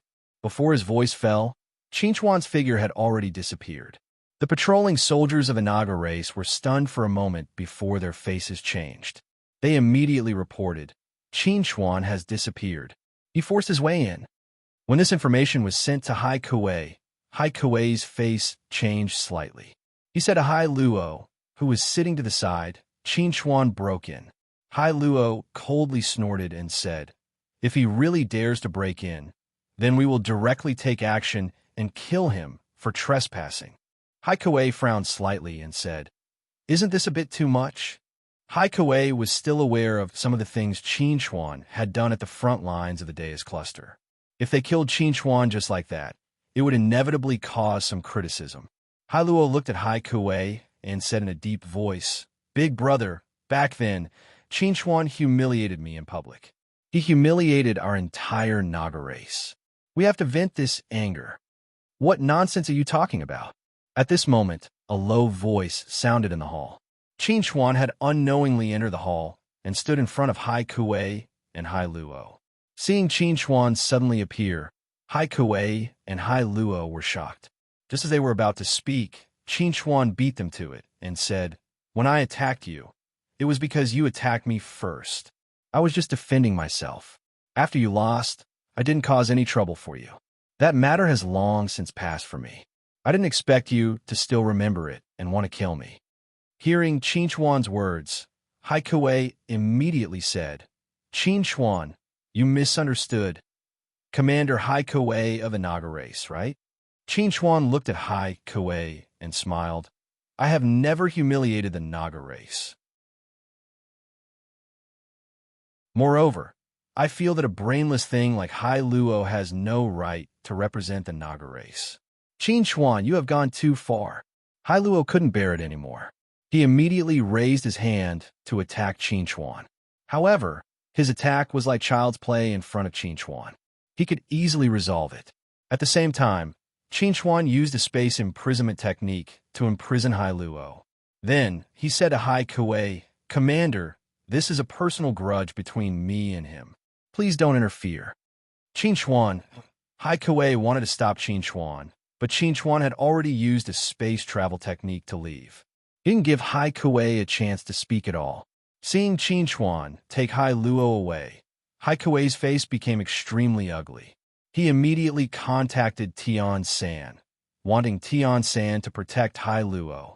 However, at this critical moment, he couldn't contact Tian San.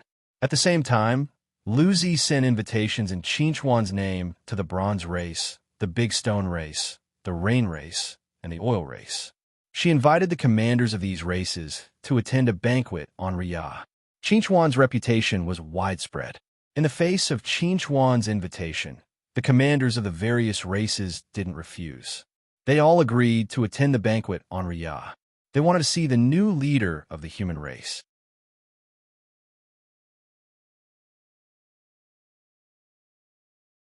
Chapter 1264. When the commanders of the various races arrived at Laya, they all received news from the Navi commander, Hai Kuei. Qin Xuan captured Hai Luo. When they heard the news, the expressions of the commanders changed slightly. It seemed that this banquet was not going to be a good one. However, since they were already here, they naturally couldn't back down and leave. As a result, the various commanders were led to the banquet hall by the attendants. However, to everyone's surprise, the banquet hall was completely empty. Apart from a single table, there was no food at all, let alone any alcohol. While the commanders were confused, Qin Chuan slowly walked down the stairs from the second floor. He smiled and said to everyone in the hall, "I am Qin Chuan. It is my honor to be able to attend this banquet." Hearing Qin Chuan's words, the commander of the bronze race, Tong Tong, looked at Qin Chuan and said with a fake smile, "Qin Chuan, you invited us to attend this banquet. Why is there no food at all?" Qin Chuan looked at Tong Tong, whose body seemed to be made of bronze, and smiled. "Tonight, I invited everyone to eat an all-fish banquet." Hearing this, everyone's expression changed slightly. They could not help but think of Hai Luo, who was captured by Qin Chuan. Could it be that Qin Chuan really dared to? Just as everyone was thinking about this, a dozen attendants walked in from the side door with a huge metal basin. In the metal basin, a huge greenish-gray fish was lying in it. It was quiet and motionless, and all kinds of cooking seasonings were sprinkled on the fish's body. The fragrance of the cooking seasoning filled the air. Dong! The waiters put the huge iron basin on the table. Qin Chuan smiled and pointed at the big fish in the iron basin. He asked everyone, "Commanders, what do you think of this big fish? Is it enough for you to eat?" Everyone looked at the motionless big fish in the iron basin. Their expressions became extremely strange. They all recognized that the big fish in the iron basin was Hai Luo. However, they did not know what method Qin Chuan used to make Hai Luo's body smaller. This big fish seems to be imprisoned. The commander of the big stone race, Shi Jing, looked at Hai Luo, who was being treated like an all-fish banquet. The corner of his mouth twitched. Qin Chuan's move was too ruthless. If this matter spread out, Hai Luo would really become a laughingstock. Qin Chuan smiled faintly and said, "This big fish is dishonest, so I used the power of the laws of space to imprison him. If you want to give him back his freedom, you can give it a try and see if you can break free from this imprisonment." When she heard Qin Chuan, Shi Jing silently touched the spatial shackles, and she couldn't help but be shocked. Even with her attainments in the laws of space, she was actually unable to shake the spatial shackles in the slightest. The commanders of the other clans also gave it a try. They were all shocked by Qin Chuan's attainments in the spatial laws. While the commanders were trying, Qin Chuan waved his hand. Suddenly, a fire was lit under the iron basin. He began to cook the big fish. The big fish's eyes looked around in fright, but its body was unable to move. The sudden fire also gave the commanders a fright. From the looks of it, Qin Chuan was really planning to eat Hai Luo. "Qin Chuan, your joke is a bit too much." The Rain Clan's commander, Shui Gu, frowned slightly. He was dissatisfied with Qin Chuan's way of doing things. Qin Chuan smiled. He looked at the soaked Shui Gu and said, "I heard that Commander Shui has always been good at controlling water. You have extremely high attainments in the law of water. Why don't you try and see if you can extinguish this fire?" Faced with Qin Chuan's provocation, Shui Gu coldly snorted. He waved his hand, and a stream of water rushed towards the fire under the iron basin. However, under the impact of the water, the fire wasn't affected at all. Not only did it not seem like it was going to be extinguished, but it became even more vigorous. This change caused Shui Ji's expression to become unsightly. "Who else wants to try?" Qin Chuan smiled at the Oilman commander, Yu Yi, and said, "Commander Yu Yi, there's no need to try. I'm afraid this boiled fish will become grilled fish in the end." Hearing Qin Chuan's words, Yu Yi sighed and said, "Qin Chuan, why can't we sit down and have a good talk?" Qin Chuan smiled and said, "We can have a good talk, but it's better to wait until after the complete fish feast." At this time, the water in the iron basin was boiling. All kinds of seasonings and spices were cooked, and a fragrant aroma spread in the hall. When everyone smelled the aroma, they all subconsciously swallowed their saliva. This scene was seen by the big fish that couldn't move, and its entire body collapsed. At this moment, Lu Zi's figure suddenly appeared beside Qin Chuan and said, "Commander Hai Kuei of the Naga clan came uninvited." Qin Chuan smiled and said, Let senior sister entertain Commander Haikouei. I don't want to see him today. These are my distinguished guests." Hearing Qinchuan's words, Tong Tong frowned and said, "We are good friends with Haikouei. Why don't we invite Haikouei over?" Qinchuan shook his head and said indifferently, "You guests should just follow the host." Although Qinchuan's tone was flat, the unquestionable attitude contained in it was clear. This also made the commanders present understand that Qinchuan was determined to make an example of the Naga clan to deter them. Kill the chicken to warn the monkey. Obviously, in Qinchuan's eyes, they were a group of monkeys. Thinking of this, the expressions of the commanders of the various races couldn't help but become a little ugly. However, they had already tried to break Qinchuan's space imprisonment technique and extinguish the fire, but they had all failed. This proved that Qinchuan's strength was far above theirs. If they fell out with Qinchuan, they might not be able to get any benefits. "Qinchuan, we are all part of the coalition army. You're going too far." As a last resort, Shi Jing could only use righteousness to suppress Qinchuan, hoping that Qinchuan could restrain himself. However, as soon as Shi Jing's voice fell, Qinchuan laughed and said, "Do you really think that you are part of the coalition army? Why do I hear that some people refuse to hand over their military power and are unwilling to go to the front line in order to preserve their own strength? Are you all here to be cheerleaders?" In the face of Qinchuan's ridicule, the faces of the commanders of the various races became extremely gloomy. They couldn't help but want to fall out with him. However, in the face of the smiling Qinchuan, they were a little scared. Right at this moment, LVZ returned, and she even brought along a palm-sized fish scale. Qinchuan, Commander Haikouei of the Naga clan, specially sent a gift to attend the banquet. Luzi looked at the green fish scale in her hand and said to Qinchuan, "The order of the Naga clan commander is here. The one who holds the order is the commander."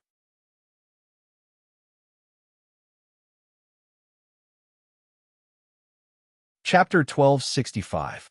Of course, Haikouei knew why Qinchuan had captured Hai Luo. At first, he hoped to join forces with other forces to pressure Qinchuan. However, when he realized that this path was not feasible, Haikouei had no choice but to hand over the token in exchange for Hai Luo. Perhaps Qinchuan was just threatening him and would not really cook Hai Luo, but Haikouei did not dare to take the risk. Qinchuan looked at the green fish scale in his hand and put it away with a smile. Then, he waved his hand and withdrew the power of imprisonment. The big fish in the iron basin immediately jumped up and fell to the ground with a bang. The big fish kept twisting its body on the ground. Its abdomen was obviously red from the heat. If it came out later, it would have been cooked. Seeing that Hai Luo, who had been turned into a big fish, had been saved, everyone was relieved. However, at this moment, Qinchuan said with a smile, "Since we can't eat the all-fish feast, what should we eat now?" As he spoke, Qinchuan's gaze swept across Tong Tong, Shi Jing, Shui Gu, and Yuya. The meaning in his gaze was self-evident. Just as the commanders were furious and wanted to speak, they unexpectedly found that their bodies could no longer move. Space imprisonment. Almost subconsciously, everyone thought of this in their hearts. They were shocked, but their faces still maintained their anger and could not be changed. Qinchuan looked at the four people in front of him and said, "Now, I will give you a chance. I wonder if you are willing to take this opportunity?" As he spoke, Qinchuan casually tossed the green fish scale in his hand that represented the status of a Naga tribe's commander. Everyone looked at the green fish scale in Qinchuan's hand. How could they not know what Qinchuan meant? It was just that they were really unwilling to hand over their military power. However, when their bodies involuntarily left the ground and flew towards the fragrant iron basin in front of them, they were afraid. They were unwilling to become a delicacy in this boiling water, so they could only choose to submit. When Qinchuan appeared in front of Tian San with the tokens of the 5 great forces led by the Naga clan, Tian San didn't know whether to laugh or cry.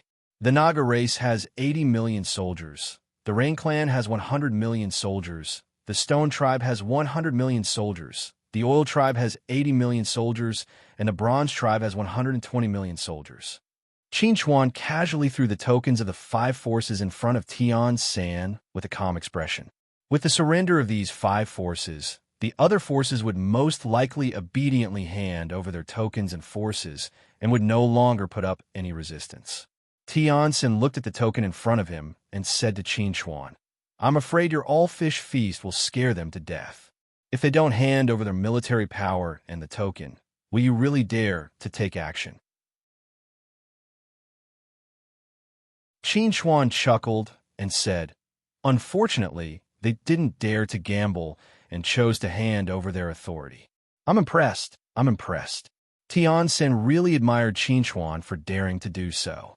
Moreover, probably only someone like Qin Chuan, who had reached a certain level of strength in the body integration realm, would have the confidence to do such a thing without fear of backlash.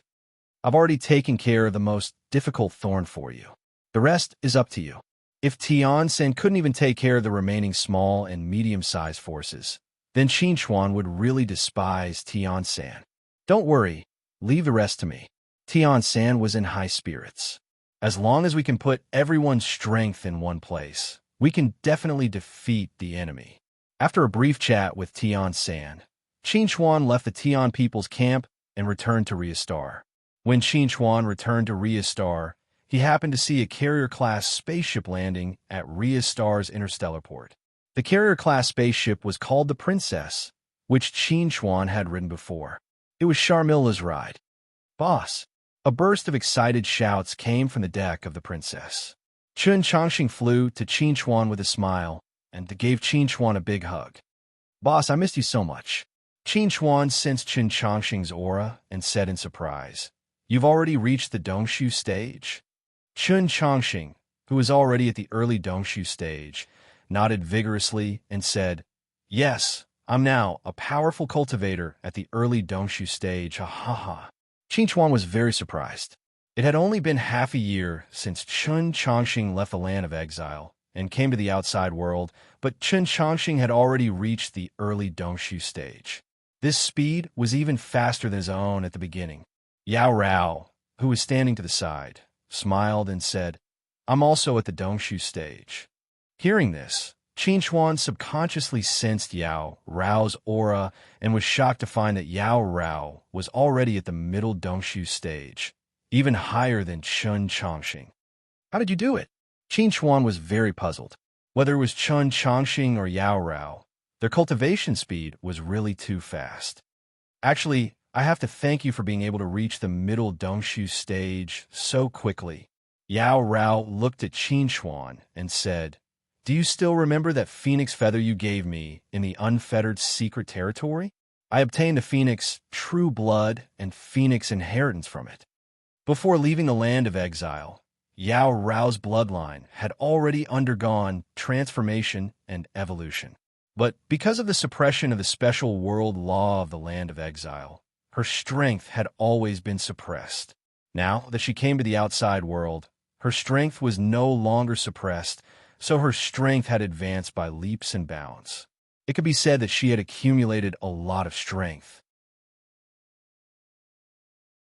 As for Chun Changxing, although he didn't inherit any bloodline, but he had relied on his hard work to climb to his current realm.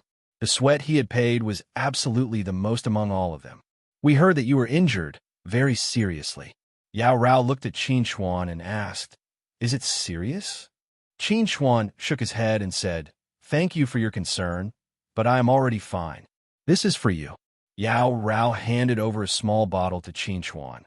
"You have already eaten it." Qin Chuan looked at the small bottle handed over by Yao Rao, and the expression on his face became somewhat complicated, and said, "This is too precious. You wouldn't have said this before."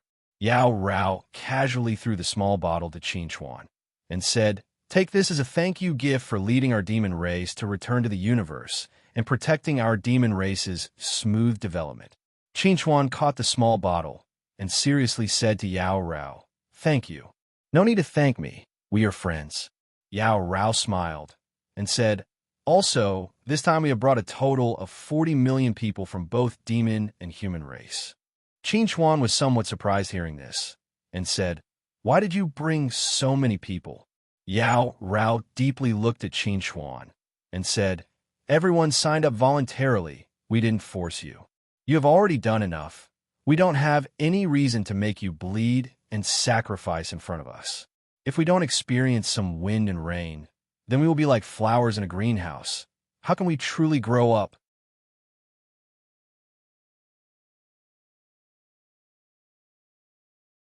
Chapter 1266. All along, Qin Chuan had believed that what he did was right, and what he gave to everyone was the best. From the opportunity to leave the banished land, to the brand new capital of 7, and then to the supply of various cultivation resources and daily living resources to pave the way for everyone's future life, and so on. But after hearing Yao Rao's words, Qin Chuan suddenly realized that what he gave to everyone was merely the best and most suitable thing. As a matter of fact, it wasn't what everyone really needed. Everyone was human race or monster race. Everyone was an independent individual with their own thoughts and their own meaning of existence. Now, they were the center of attention from all walks of life. On one hand, it was because human race and monster race had returned to the universe, which in itself was a big news worthy of attention. And on the other hand, it was because of Qin Chuan. Qin Chuan's strength was well known, and Qin Chuan's protection of human race and monster race was also clear to everyone. Now human race and monster race were more like shackles on Qin Chuan's body, rather than two races in the universe. They were very grateful to Qin Chuan for giving them this opportunity to return to the universe, but they absolutely didn't want to be labeled as Qin Chuan's weakness for their entire life. They wanted to stand up, rely on their own ability to obtain respect and win appreciation. For them, this was how human race and monster race should truly rise again. If they continued to rely on Qin Chuan, then they would never be able to truly stand up. After hearing Yao Rao's words, Qin Chuan remained silent for a very long time and also thought about many things. Finally, he smiled and asked Yao Rao and Chen Chongqing, "Are you really prepared?" Hearing Qin Chuan, Chen Chongqing no longer had a mischievous smile, rather solemnly nodded and said, "We are prepared." Yao Rao also nodded and said, "If we weren't prepared, then we wouldn't have come here and said those words to you." Hearing Chen Chongqing and Yao Rao's answer, Qin Chuan heavily patted their shoulders and said, "Good. I will treat you equally and give you the opportunity to go to the battlefield. Use your blood to rebuild your glory." When Qin Chuan gave Tian San the command of 40 million soldiers, Tian San was a little surprised. Others may not know much about the situation of the human clan and the demon clan, but Tian San clearly knew that the total population of the human clan and the demon clan was only about 400 million. 40 million soldiers should be the limit of the human clan and the demon clan. Once these 40 million soldiers were lost on the battlefield, it would be a great blow to the human clan and the demon clan. It could even be said that their vitality would be greatly damaged. Originally, Tian San had thought that this was the request of Qin Chuan to let human clan and demon clan obtain the recognition of various forces. But after knowing that this was the decision made by Chen Chongqing and Yao Rao, Tian San felt deep veneration for Chen Chongqing and Yao Rao. In the situation where they could obviously stay safely in the rear, Chen Chongqing and Yao Rao instead decided to lead the fighting power of the human clan and the demon clan to rush to Io Star Cloud. On the contrary, other forces were obviously in a desperate situation, but they were still scheming against each other. The disparity was simply like heaven and earth. With such determined people, even if there was no Qin Chuan, the rise of the human clan and the demon clan would also be a matter of time. End of the year 1459 of the universe calendar. The center of the Deus cluster, the only continent which symbolized the supreme divine authority of the one God religion, had fallen, and the only cathedral was destroyed. The rule of the one God religion in the Deus cluster had officially come to an end. Henceforth, the Deus cluster had become the spoils of war, of Demon Clan, Zerg, and Void Empire. And after seizing the Deus cluster, although Demon Clan, Zerg and Void Empire didn't immediately launch an attack on the Celestial Cluster. They jointly issued an ultimatum to the various forces gathered in Io Star Cloud. Demon Clan, Zerg, and Void Empire demanded the allied forces to hand over the remnants of the One God religion and the Void race. If the allied forces were unwilling to hand over the remnants of the One God religion and the Void race, then Demon Clan, Zerg, and Void Empire would launch an attack on the Celestial Cluster. Tion Sen scoffed at this ultimatum, which had no room for negotiation. Faced with such a simple tactic of sowing discord, even a fool wouldn't be fooled. Therefore, as the temporary supreme commander of the allied forces, Tion Sen responded without any trace of politeness. If you want people, then come fight yourselves. Now nearly 5 billion troops had gathered in Io Star Cloud. The entire Io Star Cloud had entered a state of wartime administration. All civilians have been evacuated from Io Star Cloud and relocated to other places to settle down. On this day, the second day after the Demon Clan issued the ultimatum, Tion Sen gathered the representatives of various forces in the allied forces in the name of Tion people and held the first collective meeting after the establishment of the allied forces. The representatives of various forces arrived at the conference room half an hour before the meeting time. Qin also arrived, but he didn't sit in the hall of the conference room. The person representing the human clan was Chun Chongxing, and the representative of the demon clan was naturally Yarao. Qin sat in the corner of the second floor, looking down at the hall below, and said to Thelon, who was sitting beside him, "You've been very quiet recently." Hearing Qin words, Thelon pursed his lips and said, "There are too many bad memories in Io Star Cloud." At that time, the Tion people's 200 million troops were lost in Io Star Cloud. Heavenly King Oliver also fell in Io Star Cloud. Now that he came to Io Star Cloud again, it was inevitable that Thelon's mood would be somewhat affected. Qin sighed and said, "I can see that you and Sharmila have suffered a great blow because of the fall of Heavenly King Oliver." The originally lively and cheerful Sharmila had now become a reserved and taciturn person. Thelon had also changed from the originally confident prince to a silent loner. Even though Qin was sitting beside Thelon at this time, he couldn't integrate into Thelon's world. After experiencing the previous blow, Thelon had now broken through to the late Unity stage. If it was in the past, Thelon might be very happy, but when he thought of the powerful Guru, he couldn't smile. He wanted to avenge Heavenly King Oliver, but the gap between him and his enemy was simply too big. Qin stretched out his hand and patted Thelon's shoulder, saying, "Trust me, Guru won't be killed so early. You still have time and many opportunities." Hearing Qin words, Thelon couldn't help but look at Qin with a subtle expression. Qin's perspective was really very novel. This was the first time he saw someone comforting others like this. "In the coming war, I will definitely kill Guru with my own hands." Thelon looked at Qin with an unprecedentedly serious expression.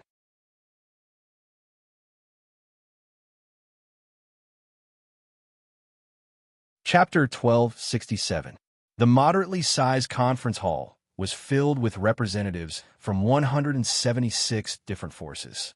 The strongest among them was at the pinnacle of the combination stage, while the weakest was only at the perfect apotheosis stage. The Tion people had mobilized the most troops, with a total of over 2 billion soldiers. The Frogmen had mobilized the least troops, with a total of 4 million soldiers. All the forces present today had already viewed the demon faction, which was formed by the Nephilim, Zerg, and the Void Empire, as their mortal enemy. Even the representatives of the Bronzes and Oilmen, who had been bullied by Qin, had realized that the demon faction's ambition could never be satisfied. Now that the Deus cluster had fallen, the demon faction had turned their spearhead to the Celestial cluster. If the Celestial cluster fell, the demon faction would definitely not be able to escape. Therefore, if they wanted to protect their race and their families, they had to take up arms and fight to the end. Tion Sen looked at the representatives of the other 175 forces and said in a clear voice, Everyone who should be here should be here. Hearing Tian San's words, all the representatives looked around. Originally, Io had gathered more than 190 factions. However, due to the ultimatum issued by the demon faction, 15 factions had chosen to withdraw from the war and settle down in a corner of the planet. These 15 forces were all small forces and were not particularly important to the alliance. However, their withdrawal had inevitably shaken the resolve of the other forces. Therefore, Tian San would definitely do something about the withdrawal of these 15 forces. From today onwards, the Celestial Cluster will not allow the members of these 15 forces to enter the Celestial Cluster. Furthermore, the members of these 15 forces will be expelled from the Alliance. We will cut off all business dealings with these 15 forces and will never be friends again. Hearing Tian San's words, the faces of the people present turned serious. For the 15 forces that had withdrawn from the Alliance, the punishment of the Tian people was too harsh. This was especially true for those who had been living in the Celestial Cluster for many years. Once they were expelled, they would definitely be dissatisfied with their families and might even cause some riots. However, this was not the key point. The key point was that if they lost the opportunity to communicate with powerful forces like the Tian people, the development of these 15 forces would definitely stagnate or even regress. Now, if there is anyone who does not want to offend the demon faction and wants to withdraw from this war, you may stand up and leave. Tian San looked around the room and said in a cold voice, "If you go back on your words after this meeting, you will become the enemy of my celestial clan." Before we have a decisive battle with the demon faction, my celestial clan will get rid of these traitors. Hearing Tian San's words, all the representatives in the hall sat up straight. If they withdrew from the alliance at this time, they would lose their lives before they could even walk out of the conference hall. Tian San glanced at the people around him and said, "Since no one wants to withdraw, let's start the meeting." After the meeting began, the first thing that Tian San had to do was to decide on the name of the Alliance Army. Currently, the Alliance Army was known as the Righteous Alliance, which was the symbol of the demon faction. There are also some who simply called it the Alliance Army. In Tian San's opinion, if everyone wanted to unite, they must first have common name. So it was very important to decide the name of the demon faction. As for the name Demon Alliance, it was also given to the Nephilim race by someone else. The Nephilim race would never admit that they were evil. On behalf of the Tian people, I propose that the demon faction be officially named the Endless Alliance. Tian San looked at the people present and said, "Endless means that the united power of the demon faction is endless. As long as we work together, we can defeat the demon faction. Endless Alliance, endless power, endless passion, endless justice. These are the meanings of the name, endless, and the meaning of the demon faction." Hearing Tian San's words, everyone nodded to show their approval of the name. From now on, they were no longer the commander of the Oil Tribe or the commander of the Bronze Tribe. They were members of the Endless Alliance. Seeing that most of the people nodded to show their approval, Tian San proposed to raise his hand. Unsurprisingly, the name of the Endless Alliance was approved unanimously. The second thing I want to talk about is the command of the demon faction. Tian San looked at the people present and said, "Although the Tian people and the Protoss are the initiators of the Endless Alliance, it doesn't mean that we will be the supreme commander of the Endless Alliance. Now that everyone has united and become a community of interests, we should choose a person who can convince everyone to be the supreme commander of the Endless Alliance." The representatives of the various forces were extremely surprised when they heard Tian San's words. No one had thought that Tian San would actually spit out the title of Supreme Commander. However, although this action was surprising, it had successfully won the hearts of the people.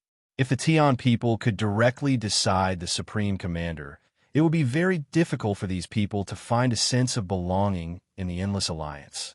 Seeing the reactions of the people, Tian San knew that he had made the right move. He clapped his hands and motioned for the people to be quiet. Then he said, "Now, we have a total of 3 nominees.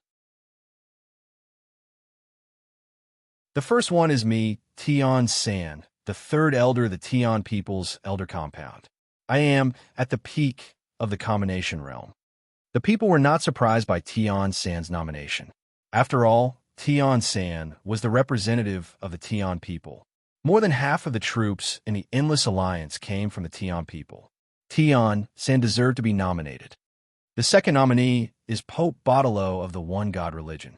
He is one of the strongest people in the Endless Alliance. He is at the Crossing Calamity stage. Baudelo's advancement to the Crossing Calamity stage had always been a secret.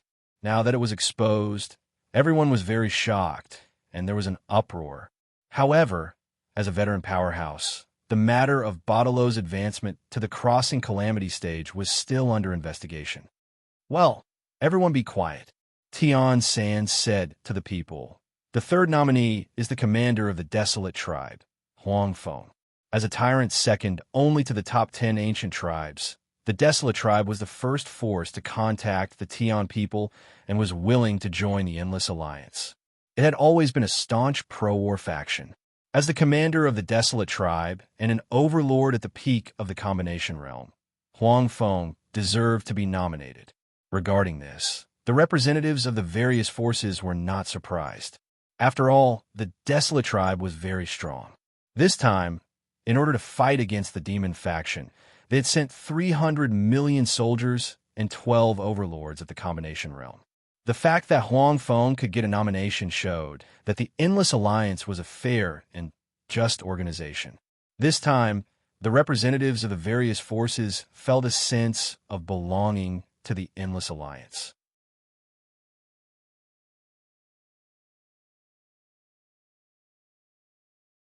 Chapter 1268. After announcing the 3 nominations, Tian San fell silent. After about a minute, he spoke again. Now, I'll give everyone 5 minutes to think about this matter. After 5 minutes, we'll vote. Everyone only has 1 vote, and no more votes. As soon as Tian San's voice fell, the quiet conference hall instantly became noisy again. All the representatives were whispering to each other to discuss the voting matters. As the nominee, Saint Baudelo was sitting quietly in his seat, not saying a word. Huang Feng was the same, but he was even more extreme. He had temporarily shut off his hearing, not wanting to communicate with others. He didn't even want to listen to voice transmissions. Tian San was looking at his watch, seriously counting down the time. He didn't seem to care about the final results of the voting. For the representatives of the other factions, this was a rather difficult choice. The first nomination belonged to Tian San. Tian San was the representative of the Tian people, and the Tian people had more than 2 billion soldiers in the Endless Allied Army. They were the absolute core of the Endless Allied Army. It was a very good choice for Tian San to be the supreme commander of the Endless Allied Army. As for the Pope, Saint Baudelo, he was a supreme existence in the tribulation stage. He was the strongest person in the Endless Allied Army, and was also a very good choice. As for the Desolate Race's commander, Huang Feng, he was the strongest representative of the small and medium-sized factions. If Huang Feng was the supreme commander, their interests might be guaranteed to the greatest extent. Overall, these 3 nominees were very good choices. The 5-minute discussion ended very quickly. When Tian San asked the 174 representatives present who were not participating in the election to vote, Huang Feng suddenly stood up. Wait a minute, I have something to say. Everyone looked at Huang Feng with puzzled eyes. Huang Feng's expression was normal, and he said calmly, I propose that my nomination be given to Qin Chuan. As Huang Feng's voice fell, everyone present was stunned. Qin Chuan, who was sitting on the 2nd floor, was even more surprised. He was here to watch the show, so why was he suddenly called out? In the face of everyone's surprise, Huang Feng said calmly, Qin Chuan's performance at the front lines of the Deus cluster is obvious to all. Even those who haven't seen it with their own eyes should have heard of it. Facing Qin Chuan, the demons suffered defeat after defeat. First, the Demon King Phantom was repelled by Qin Chuan. Later, Qin Chuan led the frontline soldiers to escape from the hands of Prince Fro. Whether his strength or reputation, he is the most suitable candidate. When everyone heard Huang Feng's words, a thoughtful look appeared on their faces. Although what Huang Feng said was true, and Qin Chuan was indeed very popular, was Huang Feng really willing to give up this nomination? Just as everyone was thinking about this, Huang Feng continued, I know that everyone must be thinking that I received some benefits or that I was threatened. In fact, none of these things happened. Everything I said was from the bottom of my heart. I just want to ask everyone, don't you want the supreme commander of our endless allied forces to be someone who is powerful, capable, and benevolent at the same time? When he spoke up to this point, Huang Feng paused for a moment, and then he continued, if I were to face Fu, then to be honest, I would definitely choose to flee by myself. Because I don't have the courage to face a tribulation overlord by myself. Huang Feng's last sentence caused an extremely subtle change in everyone's expression. If they were to face Fro, they would probably make the same choice as Huang Feng. In this way, Qin Chuan was even more extraordinary. I also have something to say. At this moment, Saint Baudelaire suddenly stood up and attracted everyone's attention. I'm sure everyone has heard about the enmity between the one-God religion and Qin Chuan. If there's anyone in this world who wishes for the one-God religion to lead a bad life, I think one of them must be Qin Chuan. Saint Baudelaire pursed his lips and said, but I was wrong. Qin Chuan is a selfless person. When the Deus cluster was under great pressure at the front line and was in the most dangerous situation, Qin Chuan took the initiative to go to the front line and join the Revolutionary Army. He led the frontline troops to successive victories and successfully resisted the Nephilim race, buying enough time for the Deus cluster. In the end, he even led the remaining tinder of the one-God religion to escape from Fro's clutches, preserving hope for the one-God religion to rebuild. Qin Chuan is worthy of everyone's trust. I'm willing to give my nomination to Qin Chuan.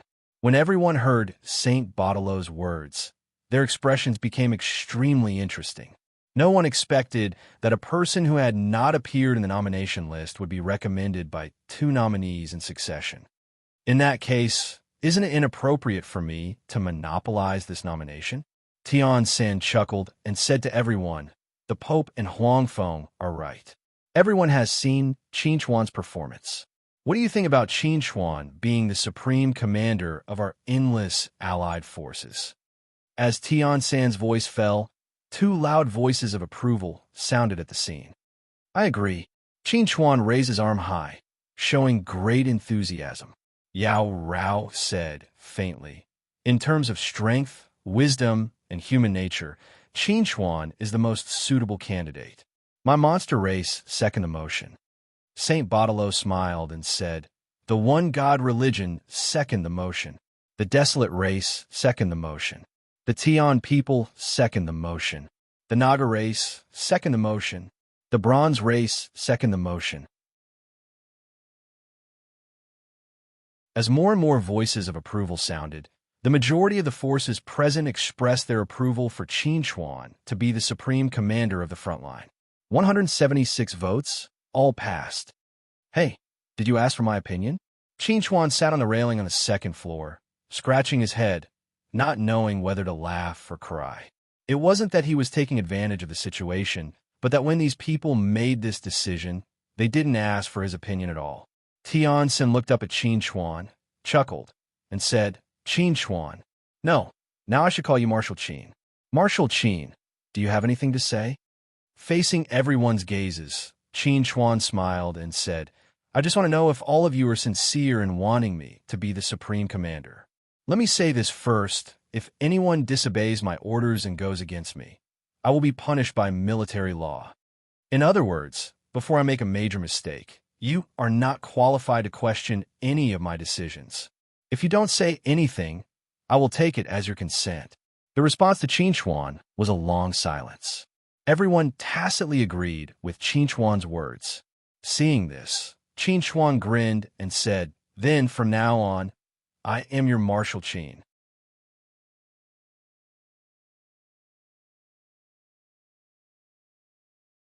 Chapter 1269. The first official meeting of the endless allied forces ended 2 hours later. At the same time, the news that Qin Chuan had become the supreme commander of the endless allied forces spread throughout the Io star cloud. and then the entire universe. After being elected as the Supreme Commander, Qin Xuan didn't immediately set fire to his new position. Instead, he started a private conversation with Tian San. Just tell me the truth. Did you guys discuss this beforehand? Qin Xuan stared at Tian San like a tiger, eyeing its prey. He always felt that his role as Qin Shui was a bit too simple. He could understand why Tian San and Saint Bodlo were willing to give him the nomination, but it was a bit outrageous for Huang Feng to take the initiative to put forward this suggestion. It must be known that before this, he didn't even know Huang Feng. Today was the first time they met. Hearing Qin Xuan's words, Tian San chuckled and said, "What? Isn't becoming the supreme commander of our endless allied forces something worth celebrating? Why do you seem to have a deep hatred?" Qin Xuan coldly snorted and said, "I have no objection to being the supreme commander, but I want to know why you chose me." Qin Xuan had a clear understanding of his own ability. To put it bluntly, he was indeed qualified and capable to be the supreme commander. But the question was, why would these people give him such an opportunity to monopolize the power? This wasn't in line with the interests of these people, was it? Facing Qin Xuan's question, Tian San slowly restrained the smile on his face. He looked at Qin Xuan and said seriously, "If I said that we were moved by your actions and your sincerity moved us, would you believe me?" Qin Xuan pondered for a moment, then replied, "I believe you. After all, this is where my personal charm lies." Tian San, "It's fine if I praise you, but why are you praising yourself?" Looking at the somewhat speechless Tian San, Qin Xuan asked, "Do you have any thoughts?" After becoming the supreme commander of the endless allied forces, Qin Xuan's casual decision could affect the fate of more than 3.5 billion people. Although Qin Xuan had some confidence in his heart, he still wanted to listen to other people's opinions. Seeing Qin Xuan suddenly change the topic, Tian San no longer cared about Qin Xuan's shameless behavior. He asked in reply, "You asked me about my thoughts. Are you referring to how to fight against the demon faction?" Qin Xuan nodded and said, "I have a bold idea. We have to take the initiative to attack." Hearing Qin Xuan's words, Tian San thought for a moment and said, "Let's hear it."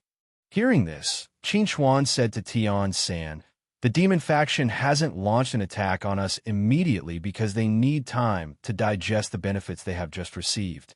They need time to stabilize the Deus cluster. Once they have stabilized the Deus cluster, they will definitely launch an attack on us. Therefore, we have to take the initiative to attack before they have stabilized the Deus cluster."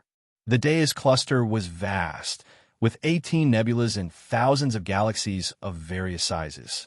The population living in the Deus cluster was no less than 30 billion.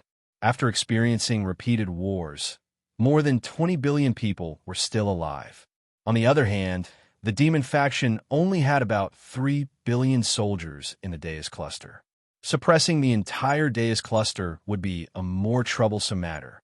According to intelligence, the demon faction currently had about 2 billion soldiers stationed around the Deus cluster. The remaining 1 billion soldiers were scattered throughout the Deus cluster, using force to suppress the resistance forces in various places. If the demon faction wanted to completely stabilize the Deus cluster, it would take at least 3 months. What Qin Xuan wanted to do now was to launch an attack on the Deus cluster. On one hand, it would put pressure on the demon faction.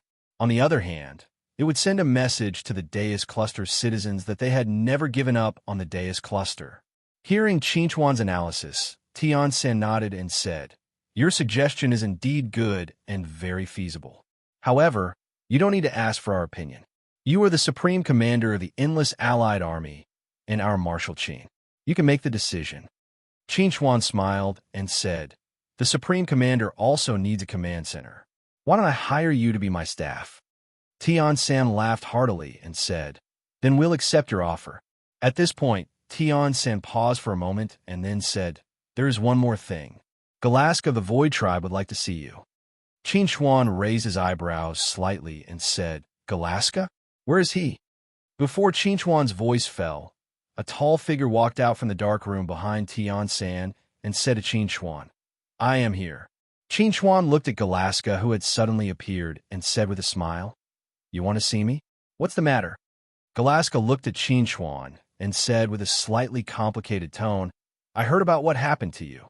This surprised me. Your performance is very similar to that of the person in the records." Qin Chuan knew that Galaska was referring to you.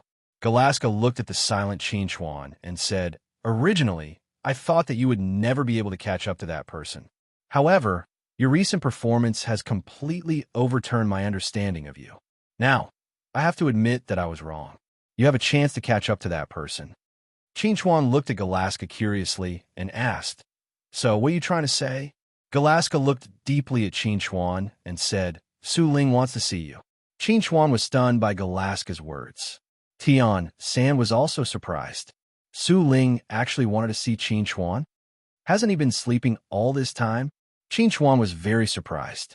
Had that supreme existence who had lived since the ancient times awakened?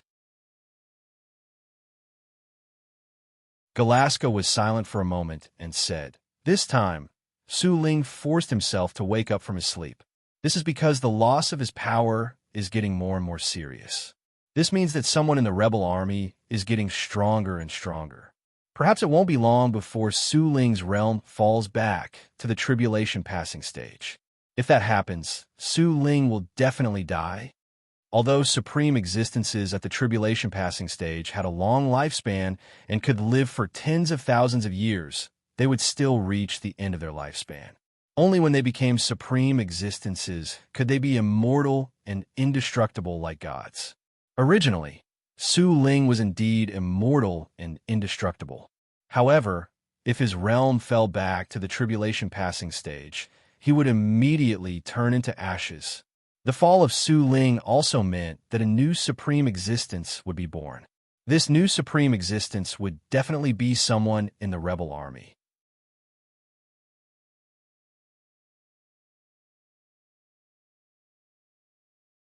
Chapter 1270. Su Ling did not want to give up before he reached the end of his road. Therefore, he needed someone who could help him, and Qin Chuan was a good choice. That was why Su Ling forced himself to wake up from his deep sleep and wanted to see Qin Chuan.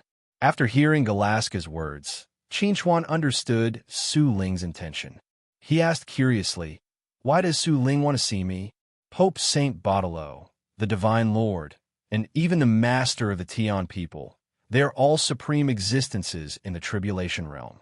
Theoretically, they should be more trustworthy than me. Galaska shook his head when he heard Qin Chuan's words. He said, "To be honest, I don't know what's going on. This is Su Ling's idea. I'm just following his orders." Qin Chuan pondered for a moment and asked, "When does Su Ling want to see me?" Galaska replied, "As soon as possible. The sooner the better. Then let's go." Qin Chuan stood up and smiled. "I also want to see what a supreme existence in the legends looks like." After the Void Tribe left the Tianshu continent, they came to a planet called the Tiger-Tooth Star in the Io star cloud. Qin Chuan and Galaska had learned on their way to the Tiger-Tooth Star that the Void Tribe did not have a supreme existence in the Crossing Calamity stage, or rather, they did not have a Rank 2 expert. The reason why the Void Tribe could exist in this universe as one of the top 10 ancient tribes was because of the existence of Su Ling. Now, the only pillar of the Void race was about to die. After arriving at Huya Star, Qin Chuan was able to go all the way to the depths of the Void race's camp and enter Su Ling's bedroom without any hindrance because of Galaska's guidance. When he saw the figure sitting on the bench, Qin Chuan was surprised because Su Ling's appearance was completely different from what he had imagined. Qin Chuan had seen many people from the Void Tribe. Whether they were warriors or wizards, they were all tall, strong, and powerful. Qin Chuan originally thought that Su Ling would also look like this, or even stronger. However, in fact, Su Ling looked like an extremely thin and weak old man. Qin Chuan could clearly see the lethargy in Su Ling's body, as if he were an old man with one foot in the grave. "Are you surprised?" A hoarse voice rang in Qin Chuan's ears. Su Ling looked at Qin Chuan with a pair of slightly turbid eyes and spoke weakly. Qin Chuan nodded and said, "It's really unexpected. I thought that even if Hollow Spirit's power was stolen, he would still be extremely powerful. However, the reality is a little too different from what I imagined. Qin Chuan looked at the wrinkles and shriveled muscles on Su Ling's face. It was hard to imagine that this was a legendary existence. If they had met outside, Qin Chuan would probably have ignored an ordinary old man. I really don't look like a rank 1 wizard right now. Su Ling smiled silently. I'm sorry, but in order to live longer, I can only see you in this form for now. Then, Su Ling slowly turned his eyes to Galaska and said, You leave first. I want to talk to Qin Chuan alone. Galaska nodded and turned to leave.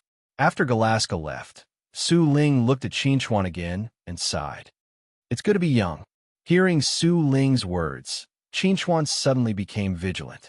As the saying went, a starving camel was still bigger than a horse. Su Ling was a rank 1 wizard, so he might have mastered some secret skill of possession, which might be disadvantageous to him. You don't have to be on guard against me. I was just sighing just now. Su Ling looked at Qin Chuan and said, What's more, with the rune sword, I can't touch you. Qin Chuan was shocked when he heard Su Ling's words. He said, How do you know that the rune sword is with me? The existence of the rune sword had always been an absolute secret to Qin Chuan. Even Lu Zi did not know about its existence, but Su Ling had seen through it at a glance. How could Qin Chuan not be shocked? Su Ling heard this and said faintly, Because of this. As he spoke, Su Ling slowly raised his hand and tore open the front of his clothes. There was a deep sword mark on his chest. The moment Qin Chuan saw the sword mark, he knew that it was caused by the rune sword. This sword mark has been on my body for more than 10 million years, and it hasn't healed yet. Su Ling looked at Qin Chuan and said, I sense the same aura from your body as this sword mark. It was even stronger. So, I concluded that the rune sword must be on you. Qin Chuan took a deep look at Su Ling and said, You should have known about this when I met Galaska last time. Su Ling nodded and replied, Yes, I had already sensed your existence at that time, but I was still in a state of deep sleep. It was not until yesterday that I finally forced myself to wake up. Qin Chuan looked at Su Ling and asked, You wanted to see me because of the rune sword? Su Ling nodded again and said with emotion, The rune sword was born in the rune land and gathered the essence of runes. It is the most powerful artifact in the universe. Every master it chose was a child of the universe with great luck, such as Minlo, you, and now you. Hearing Su Ling's words, Qin Chuan asked, Who is Minlo, the one who first got the rune sword? Su Ling nodded and said, Yes, Minluo stole my power. If I die, Minluo will become the next Su Ling. Qin Chuan took a deep breath and exhaled heavily. So, if you die, it means that the Void Empire will have 2 ultimate existences. Minlo and you, including the Nephilim king of the Nephilim race and the insectoid queen of the insectoids. The demon faction would have at least 4 ultimate existences. On the other hand, the Endless Allied Army only had the one true god, Ares, and 2 ultimate existences, Heaven.